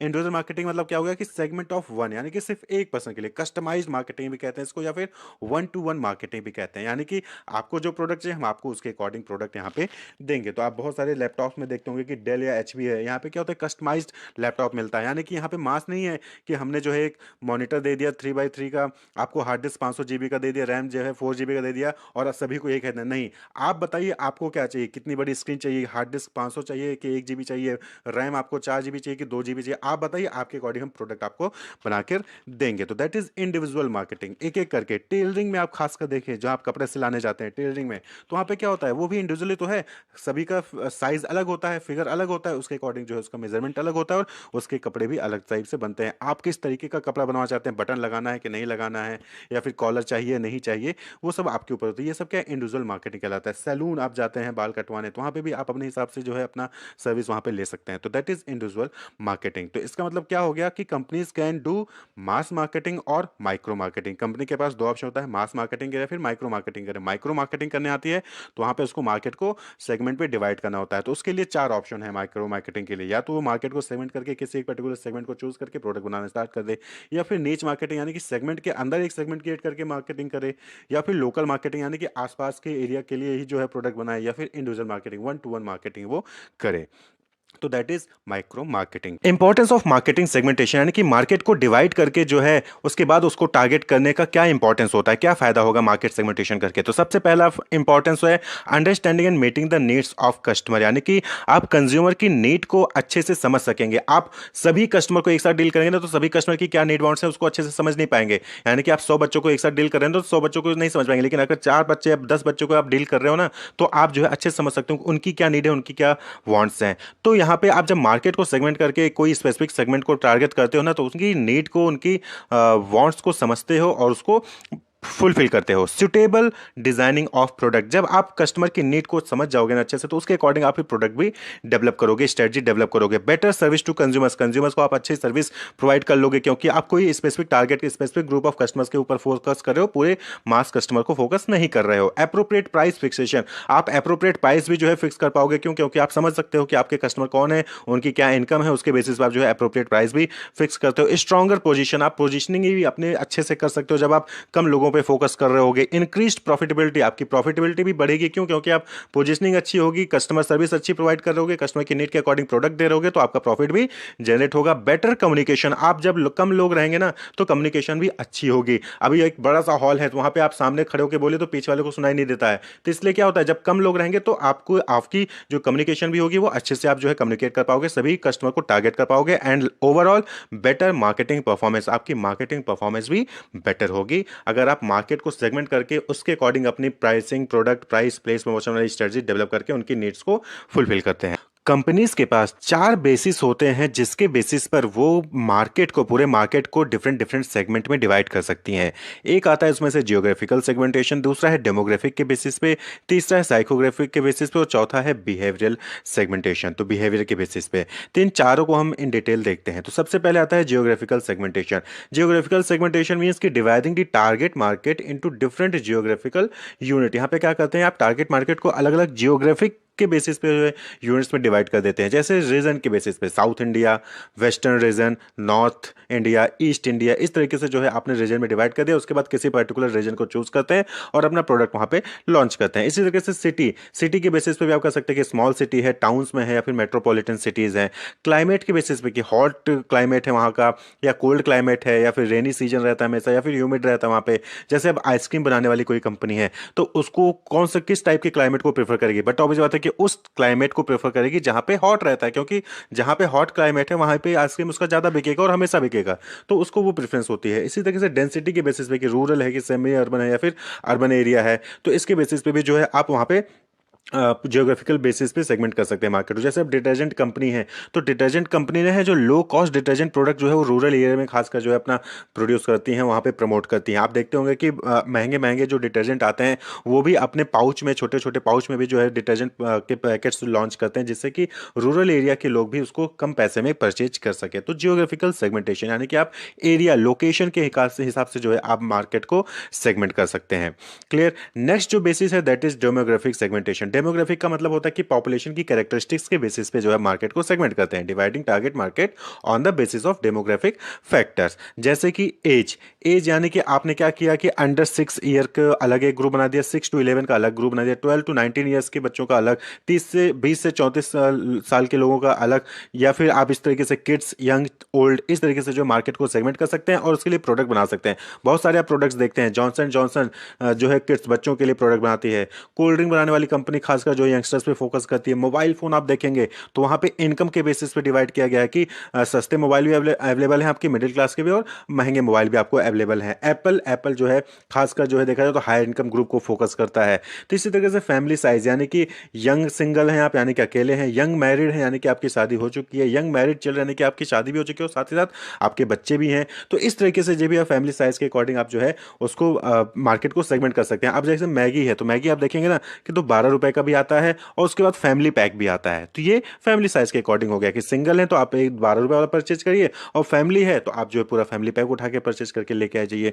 तो सेगमेंटेशन जेंडर, आप जो है मेल और फीमेल के अकॉर्डिंग जो है मार्केट को सेगमेंट कर सकते हैं। बहुत सारे ऐसे प्रोडक्ट होते हैं आप जो कि मेल्स के लिए आते हैं और बहुत सारे ऐसे प्रोडक्ट हैं जो कि सिर्फ फीमेल्स के लिए ही आते हैं। सैलून में देख लीजिए तो मेल के लिए सैलून अलग, फीमेल के लिए सैलून अलग, और इस तरीके से आप जो मार्केट को सेगमेंट कर सकते हैं। इनकम की बात करें तो इनकम में आप जो है इनकम के बेसिस पे मार्केट को सेगमेंट कर सकते हैं, यानी कि 40,000 से कम अर्न करने वाले लोग, 40 to 80,000 के बीच अर्न करने वाले लोग, 80,000 से 1,20,000 तक अर्न करने वाले लोग, या फिर उससे ऊपर जो है करने वाले लोग। तो इस तरीके से आप इनकम के बेसिस पे मार्केट को सेगमेंट कर सकते हैं और उसके हिसाब से जो है अपना प्रोडक्ट लॉन्च कर सकते हैं, यानी कि आपको किस इनकम ग्रुप के लोगों को फोकस करना है। जैसे एरियल है या फिर डव है तो ये जो है हायर इनकम, एप्पल है ये हायर इनकम ग्रुप के लोगों को फोकस करती है। वहीं पे आप दूसरे ब्रांड पे चलिए तो वो जो है लोअर इनकम, जैसे निरमा हो गया, ये सब क्या है लोअर इनकम ग्रुप को फोकस करती है। तो इनकम के बेसिस पे मार्केट को डिवाइड करके किस पे आपको फोकस करना है वो आपको देखना है। देन आता है ऑक्यूपेशन। ऑक्यूपेशन यानी कि आपकी जॉब क्या है, अनस्किल्ड है, स्किल्ड हो, प्रोफेशनल हो, बिजनेसमैन हो, ऑफिसर हो, गवर्नमेंट जॉब है, प्राइवेट जॉब है। तो इस तरीके से जो है आप ऑक्यूपेशन के बेसिस पे भी मार्केट को डिवाइड करके उनके लिए प्रोडक्ट लॉन्च कर सकते हैं। आप जैसे प्राइवेट जॉब में भी आप देखते होंगे कार्स में, तो क्या होता है कि गवर्नमेंट जॉब है तो आपको तुरंत लोन मिल जाता है, लेकिन गवर्नमेंट जॉब नहीं है तो आपको ऑफर नहीं मिलता, तो ऑफर्स वहाँ पे निकाले जाते हैं। तो एजुकेशन अगला है, एजुकेशन के बेसिस पे यानी कि लिटरेट हो, हाई स्कूल हो, इंटरमीडिएट हो, यूजी हो, पीजी हो, डॉक्टरेट हो, आपकी एजुकेशन क्या है उसके अकॉर्डिंग आपके प्रोडक्ट्स लॉन्च करते हैं। जैसे बुक्स के खास में देखिए तो बुक्स में भी क्या होता है कि एनसीईआरटी है तो स्कूल के लिए बुक्स पब्लिश कर रही है, पियर्सन है तो प्रोफेशनल कोर्सेज के लिए बुक पब्लिश कर रही है, अरिहंत है तो वो कॉम्पिटेटिव एग्जामिनेशन के लिए बुक्स पब्लिश कर रही है। तो अलग अलग एजुकेशन के बेसिस पे मार्केट को सेगमेंट करके आप जो उसके लिए प्रोडक्ट लॉन्च कर सकते हैं। क्लियर। देन आता है अगला basis that is psychographic basis, यानी कि साइकोग्राफिक सेगमेंटेशन। यहाँ पे क्या होता है कि साइकोलॉजिकल कैरेक्टरिस्टिक्स के बेसिस पे आप मार्केट को डिवाइड करते हैं। जैसे आपका लाइफ स्टाइल यानी कि आप कल्चर ओरिएंटेड हो, स्पोर्ट ओरिएंटेड हो, या फिर आउटडोर यानी बाहर घूमना आपको पसंद है। पर्सनैलिटी कंपल्सिव हो, ग्रीगेरियस हो यानी कि फैमिली और दोस्तों से मिलना जुलना पसंद है, या फिर एम्बिशियस हो यानी कि कुछ हासिल करना पसंद है आपको। ठीक है, उसके बेसिस पे एटीट्यूड आपका कैसा है, वर्कोलिक हो, हॉबीज पसंद है, वैकेशन जाना पसंद है, क्लब्स में जाना पसंद है। ओपिनियन आपका यानी कि आप सोशल इश्यूज पे बात करते हो, पॉलिटिक्स से रिलेटेड बात करते हो, बिजनेस से रिलेटेड है, या फिर एजुकेशन से रिलेटेड बात करते हो। उसके हिसाब से आप देखेंगे मैगजीन, तो मैगजीन आए दिन अलग अलग मैगजीन्स आती हैं आपको, बिजनेस के लिए अलग, एजुकेशन के अलग, पॉलिटिक्स के लिए अलग। तो आप जिसमें भी आपका इंटरेस्ट है आप उसके अकॉर्डिंग मैगजीन पढ़ सकते हैं। तो ये सेगमेंटेशन होता है। इंटरेस्ट यानी कि आपका इंटरेस्ट किस में, family, home, job, recreation, fashion, food, media, community, आपका इंटरेस्ट किससे है और उसके अकॉर्डिंग जो है आप जो है प्रोडक्ट को लॉन्च कर सकते हो, मार्केट को सेगमेंट करके अपना प्रोडक्ट बता सकते हो। जैसे कि टाइटन है तो आप टाइटन में आप देखेंगे ना तो टाइटन में भी एज, रिगेलिया, नेबुला, रागा, ये अलग अलग ब्रांड के जो है वहाँ पे टाइटन में वॉचेज आते हैं। वो आपकी पर्सनैलिटी के अकॉर्डिंग है, जो भी आपकी पर्सनैलिटी सूट करती है आप उसके अकॉर्डिंग करिए। कुछ में आपके जो है लेदर के पट्टे मिल जाएंगे तो कुछ में गोल्ड प्लेटेड पट्टे मिल जाते हैं आपको, तो आपकी पर्सनैलिटी के अकॉर्डिंग आपको क्या पसंद है। इसी तरीके से आप बर्गर मैकडोनल्ड को देखिए तो मैकडोनल्ड ने क्या किया, वहाँ पे बीफ का यूज़ किया जाता था दूसरे कंट्रीज में, तो इंडिया में उसको नहीं यूज़ किया जा सकता, तो वहाँ पे इंडिया में उन्होंने बीफ को हटा दिया और साथ ही साथ वेजिटेरियन भी लॉन्च कर दिया। क्यों? क्योंकि इंडिया में उस तरीके से लाइफ स्टाइल है, उस तरीके का ओपिनियन या इंटरेस्ट है, एटीट्यूड है यहाँ का लोगों का, तो आप जो भी कह सकते हैं। तो ये साइकोग्राफिक सेगमेंटेशन हो गया, यानी कि आपका मानना सोचना क्या है, उसके अकॉर्डिंग आपका ओपिनियन क्या है, इंटरेस्ट क्या है, उसके अकॉर्डिंग मार्केट को सेगमेंट करके प्रोडक्ट को लॉन्च करना। देन आता है बिहेवियरल सेगमेंटेशन। बिहेवियरल यानी कि कस्टमर का रिस्पॉन्स, यानी कि उनका परचेजिंग पैटर्न कैसा है, dividing target market on the basis of customer और कंज्यूमर रिस्पॉन्स। तो सबसे पहले आता है ओकेजन, यानी कि जो कस्टमर है वो रेगुलर रेगुलरली परचेज करते हैं या फिर स्पेशल ओकेजन पे परचेज करते हैं। ओकेजन यानी कि आप डेली, वीकली, मंथली जो है आप जाके शॉपिंग करके आते हो, या फिर आप स्पेशल यानी कि होली पे ही, दिवाली पे ही, या फिर शादी आ गई या फिर बर्थडे आ गया तभी आप जो है परचेज कर रहे हो। तो ये ओकेजन क्या है, आप कब परचेज करते हो निकलना हो, कब कितना परचेज करते हो। बेनिफिट यानी कि कस्टमर्स किस टाइप की बेनिफिट के लिए ढूंढ रहा है। क्वालिटी क्वालिटी ढूंढने वाले, पसंद करने वाले लोगों को अलग कर दिया, सर्विस पसंद करने वाले लोगों को अलग कर दिया, इकोनॉमी यानी कि जो जिनको लगता है कि हाँ कम पैसे में ज़्यादा मिले उनको अलग, स्पीड जो मतलब कि कुछ लोगों को होता है कि महंगा कितना भी हो लेकिन जल्दी मिल जाए, तो इस तरह के लोगों को अलग सेगमेंट कर दिया है। जैसे आप बिग बाजार का देखें, सबसे सस्ता सबसे अच्छा, तो ये क्या है, इकोनॉमिक का हो गया कि सस्ते में आपको अच्छा मिल रहा है। तो इकोनॉमी और क्वालिटी दोनों में चीज मिल रही है। बेनिफिट यानी कि इसके बेस पे आप मार्केट को सेगमेंट करते हैं। देन आता है यूजर स्टेटस। यहाँ पे क्या है कि यूजर स्टेटस का मतलब कि आप किस टाइप की यूजर हो। नॉन यूजर जिसने कभी हमारा प्रोडक्ट यूज ही नहीं किया, एक्स यूजर जिसने प्रोडक्ट यूज किया था लेकिन छोड़ चुका है, पोटेंशियल यूजर जो हमारा यूजर हो सकता है, फर्स्ट टाइम यूजर यानी कि उसने पहली बार खरीदा है, या फिर रेगुलर यूजर यानी कि ये बार बार हमारा प्रोडक्ट परचेज करता था। इसके बेसिस पे मार्केट को सेगमेंट कर सकते हो। यूजेस रेट, रेट क्या है यानी कि कितना परचेज करता है वो। लाइट यानी कि कम क्वांटिटी में, मीडियम ज़्यादा क्वांटिटी में, हैवी बहुत ज़्यादा क्वांटिटी में परचेज करता है। ये चीज़ यूजर रेट हो गया। इसके बेसिस पे मार्केट को सेगमेंट कर सकते हो। लॉयल्टी स्टेटस यानी लॉयल्टी स्टेटस, कितना कस्टमर जो है आपकी प्रोडक्ट के लिए लॉयल है। हार्ड को लॉयल वो लोग होते हैं जो किसी एक ही ब्रांड के लिए प्रेफर करते हैं। जैसे कि अगर आप पीटर इंग्लैंड की शर्ट परचेज करते हो ना, तो आप सिर्फ पीटर इंग्लैंड की शर्ट की परचेज करेंगे, उसके अलावा कोई दूसरा ब्रांड नहीं यूज करेंगे। स्प्लिट लॉयल यानी कि ये दो तीन प्रोडक्ट के लिए लॉयल होंगे, यानी कि पीटर इंग्लैंड भी पसंद होगा और दूसरे दो तीन ब्रांड भी इनको जो है पसंद होंगे। वहीं पे शिफ्टिंग लॉयल यानी कि इनकी लॉयल्टी चेंज होती है। आज पीटर इंग्लैंड पसंद है तो कल जो है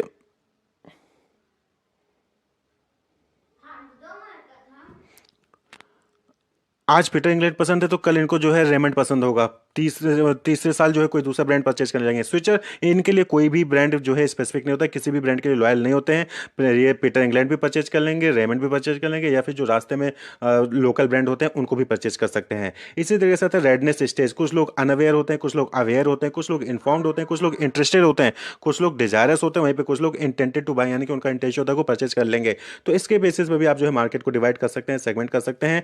and last is attitude toward product, यानी कि कस्टमर का एटीट्यूड क्या है। वो इंथुसियास्टिक है आपके प्रोडक्ट को लेके, पॉजिटिव थिंकर है, इनडिफरेंट है, कोई फर्क ही नहीं पड़ता, नेगेटिव है आपके प्रोडक्ट को लेके, या फिर हॉस्टाइल यानी कि बहुत ही तगड़ा एग्रीमेंट है, डिसएग्रीमेंट है आपके प्रोडक्ट को लेकर। तो इसके बेसिस पे जो आप मार्केट को डिवाइड कर सकते हैं। तो ये बिहेवियरल सेगमेंटेशन होता है।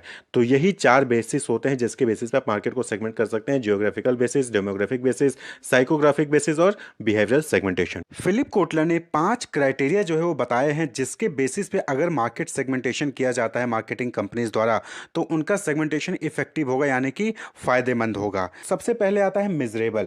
मिजरेबल मीन्स की size, purchasing power, characteristics of this segments can be measured, यानी कि जो उस सेगमेंट की साइज है, कितने कस्टमर्स हैं, कितने मेल हैं, कितने फीमेल हैं, कितने चिल्ड्रन हैं, परचेजिंग पावर क्या है, कैरेक्टरिस्टिक्स क्या है वहाँ उन सेगमेंट्स के लोगों की, कस्टमर्स की, उसको आप मेजर कर सकें। तो सेगमेंटेशन ऐसा होना चाहिए। क्लियर। दूसरा है सब्सटेंशियल। सब्सटेंशियल मीन्स कि सेगमेंट आपका छोटा नहीं होना चाहिए कि पता चला कि रीजनेबल ही नहीं है, कि वहाँ पे आप काम कर रहे हो लेकिन वहाँ से कोई प्रॉफिट ही नहीं आ रहा, तो ऐसा सेगमेंट भी नहीं होना चाहिए। यानी सब्सटेंशियल का मतलब हो गया कि segment should be large and profitable enough to serve, यानी कि अगर आप किसी सेगमेंट को प्रोडक्ट प्रोवाइड कर रहे हैं, सर्विस दे रहे हैं, तो वहां से इतना बड़ा होना चाहिए कि आपकी उतनी डिमांड बन रही हो और वहां से आपके लिए प्रॉफिट जनरेट हो रहा हो, तो यानी कि प्रॉफिटेबल होना चाहिए। Then next criteria that is accessible. Accessible means कि आप उसको एक्सेस कर सको, आप वहां तक पहुंच सको। Segment can be effectively reached and serve, यानी कि आपने जो भी सेगमेंट चूज किया, जो भी सेगमेंट आपने सेगमेंटेशन किया है, वो ऐसा होना चाहिए कि आप वहां तक पहुंच सको, उन कस्टमर्स तक पहुंच सको। आप सपोज करें कि आप कैंटोनमेंट एरिया जो है आपने सेगमेंटेशन में किया और आपने फोकस किया कि आप कैंटोनमेंट एरिया को जो है फोकस करोगे, सिलेक्ट करोगे, लेकिन अब वहां पे जाने के लिए आपको आर्मी से परमिशन चाहिए होती है, डिफरेंट डिफरेंट टाइप की परमिशन चाहिए होती है, तो वो सारी चीज़ें आपके पास है या नहीं है, ये चीज़ देखना होगा। तो एसेसिबल होना चाहिए आपका सेगमेंट, एसेसिबल होना चाहिए। नहीं कि आपने सेगमेंट कर लिया, वहाँ पे आप पहुंच ही नहीं पा रहे हो, अपना प्रोडक्ट वहाँ लॉन्च ही नहीं कर पा रहे हो, एडवर्टाइजमेंट कर ही नहीं पा रहे हो, ऐसा नहीं होना चाहिए। देन जो next criteria that is differentiable. Differentiable means कि सेगमेंट में भी कुछ ना कुछ डिफरेंसेस होने चाहिए। अब जैसे आपने एक सेगमेंट चूज किया परफ्यूम का, तो परफ्यूम में भी आप मेल और फीमेल दो डिफरेंसेस हो सकते हैं। परफ्यूम में भी मेल परफ्यूम के लिए अलग रिस्पॉन्स आएगा, फीमेल परफ्यूम के लिए अलग रिस्पॉन्स आएगा।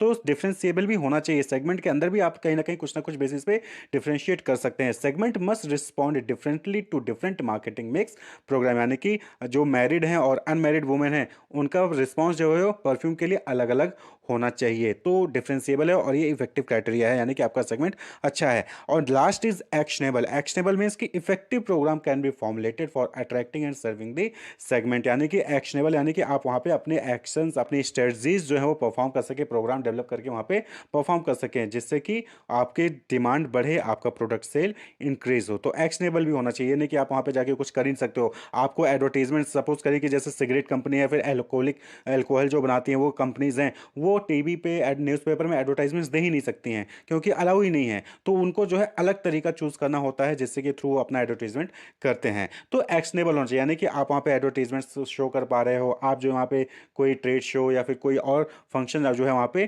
परफॉर्म कर पा रहे हो, पब्लिसिटी कर पा रहे हो, तो एक्शनेबल होना चाहिए। तो ये 5 क्राइटेरिया हैं जो कि एक इफेक्टिव सेगमेंटेशन में होने चाहिए: मिजरेबल, सब्सटेंशियल, एसेसिबल, डिफरेंशिएबल और एक्शनेबल।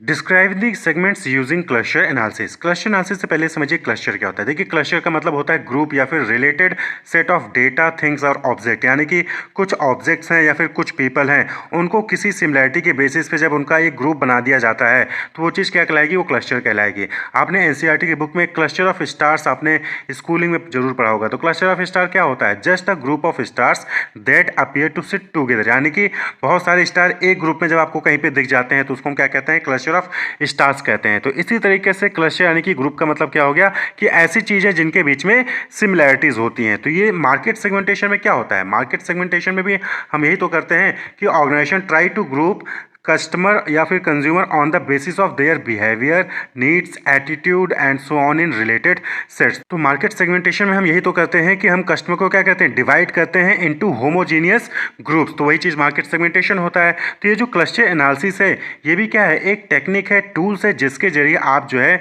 मार्केट में जो कस्टमर्स होते हैं उनको डिफरेंट क्राइटेरिया के बेसिस पे उनकी ग्रुपिंग कर सकते हैं। तो to help to undertake this grouping या clustering process, cluster analysis is used to review and create market segment. तो क्लस्टर एनालिसिस के जरिए जो है आप होमोजेनियस ग्रुप्स में कस्टमर को डिवाइड कर सकते हैं और फिर फाइनली यानी कि आपने एक तरीके से सेगमेंटेशन कर लिया और फिर जिस ग्रुप को आपको फोकस करना है उसको सिलेक्ट करके आप उसके लिए अपनी मार्केटिंग स्ट्रेटजीज डेवलप कर सकते हैं। तो cluster analysis is a tool that is used in lots of technique, not just marketing. Actually क्या है? क्लस्टर एनालिसिस डेटा माइनिंग में यूज होता है। नॉर्मली ये इंजीनियरिंग के स्टूडेंट्स जो है इस टॉपिक को पढ़ते हैं और इंजीनियरिंग के लोग ही जो इसको नॉर्मली यूज करते हैं। तो उस वहां से जो है क्लस्टर एनालिसिस का यूज किया गया, मार्केटिंग में भी आया। क्लियर? तो basically anywhere there is a lots of data to condense into cluster और ग्रुप्स, वहां पर हम क्लस्टर एनालिसिस टेक्निक का यूज करते हैं और इसी को हम क्या कहते हैं? मार्केट सेगमेंटेशन कहते हैं मार्केटिंग में। तो इसलिए मार्केट सेगमेंटेशन करने के लिए क्लस्टर एनालिसिस टेक्निक का यूज किया जाने लगा। तो cluster analysis is a data analysis technique या फिर statistical technique that assign people और object into groups so that they have similarities within group and differences between group, यानी कि विद इन ग्रुप सिमिलैरिटीज होंगी और एक group दूसरे group से क्या होगा? डिफरेंट होगा। तो इस तरीके का ग्रुपिंग करने के लिए जो है क्लस्टर एनालिसिस का टेक्निक यूज किया जाता है। तो यहाँ पर सिंपल सा स्टेप है कि सबसे पहले आपको वेरिएबल्स को डिटरमाइन करना है कि किस वेरिएबल्स के बेसिस पे आप जो है क्लस्टरिंग करना चाहते हैं, ग्रुपिंग करना चाहते हैं। उसके बाद डेटा जो है आप कस्टमर से कलेक्ट कर लीजिए। कस्टमर से डेटा कलेक्ट करने के बाद आपको आज के टाइम पे SPSS है या फिर बहुत सारे ऐसे सॉफ्टवेयर्स हैं जिसका यूज करके जो है आप ग्राफिकली इसको जो है फाइंड आउट कर सकते हैं या फिर क्लस्टरिंग कर सकते हैं। जैसे के मीन क्लस्टरिंग है, फजी क्लस्टरिंग है, मीडियोट पार्सनिंग है। तो अलग अलग टेक्निक्स हैं जिसका यूज करके जो है आप क्लस्टरिंग कर सकते हैं, यानी कि ग्रुपिंग कर सकते हैं। अब एग्जांपल के तौर पे समझिए कि आप जो है एक फाइनेंस कंपनी है और आपका काम है लोन देना। ठीक है, आपका काम है लोन देना। तो अब आपको जो है कस्टमर सेगमेंट को डिवाइड करना है कि कुछ लोग ऐसे होंगे जिनकी इनकम ज़्यादा होती होगी तो वो लोन नहीं लेते होंगे, डेप्ट नहीं लेते होंगे। कुछ ऐसे होंगे जिनकी इनकम कम होती है वो ज़्यादा डेप्ट लेते होंगे, या फिर कुछ ऐसे होते होंगे जिनकी इनकम कम होती है और सबसे डेप्ट भी कम लेते हैं, इनकम भी उनकी कम होती है। यानी कि अलग अलग ग्रुप बन सकता है। तो आपने क्या किया कि आपने पहले वेरिएबल को डिफाइन किया, यानी कि इनकम और डेप्ट के बेसिस पे आप जो है डेटा कलेक्ट करोगे। कस्टमर के पास गए, आपने डेटा कलेक्ट किया और उस डेटा को कलेक्ट करने के बाद आपने क्लस्टर एनालिसिस टूल्स का टेक्निक का यूज़ किया और आपके सामने कुछ इस तरीके से 3 क्लस्टर बन जाएंगे। क्लियर? पहला क्लस्टर क्या हो गया कि ऐसे लोग जिनकी इनकम कम है तो वो डेप्ट ज़्यादा लेते हैं। दूसरा क्लस्टर क्या हो गया कि ऐसे भी लोग हैं जिनकी इनकम कम है और डेप्ट भी कम है उनका, यानी कि इनकम कम है तो डेप्ट भी कम ले रहे हैं। और तीसरा क्लस्टर आपके पास क्या बन गया कि इनकम ज़्यादा है तो उनके पास डेप्ट कम है। तो 3 टाइप के क्लस्टर आपको यहाँ पे मिल गए, यानी कि 3 टाइप के ग्रुप ऑफ कस्टमर्स आपको मिल गए। अब जो है आपको यहाँ पर डिसाइड करना है कि कौन से क्लस्टर को आपको सेलेक्ट करना है और उसको जो है आपको अपने प्रोडक्ट को वहाँ पर सेल करना है, मार्केटिंग स्ट्रेटजीज उसके लिए डेवलप करनी है। क्लियर? तो इस तरीके से जो है क्लस्टर एनालिसिस टेक्निक यूज़ किया जाता है, जहाँ पर आप ग्रुपिंग करते हो टूल्स का टेक्निक का यूज़ करके। क्लियर? और उसके बाद फिर जो है आप फाइनल किसी क्लस्टर को सिलेक्ट करके, किसी सेगमेंट को सिलेक्ट करके आप उसके लिए मार्केटिंग स्ट्रेटजीज बनाते हैं। तो क्लस्टर एनालिसिस जो है देखा जाए तो सिंपल है, इसको आप एडवांटेज में ले सकते हैं कि सिंपल है, प्रैक्टिकल है और होमोजेनिटी है यहाँ पे, कि यहाँ पे जो भी ग्रुप्स बनते हैं उसमें कुछ होमोजेनिटी होती है, सिमिलैरिटी होती है, और एक ग्रुप दूसरे ग्रुप से कहीं ना कहीं डिफरेंट होता है। Wish you all the best, keep watching.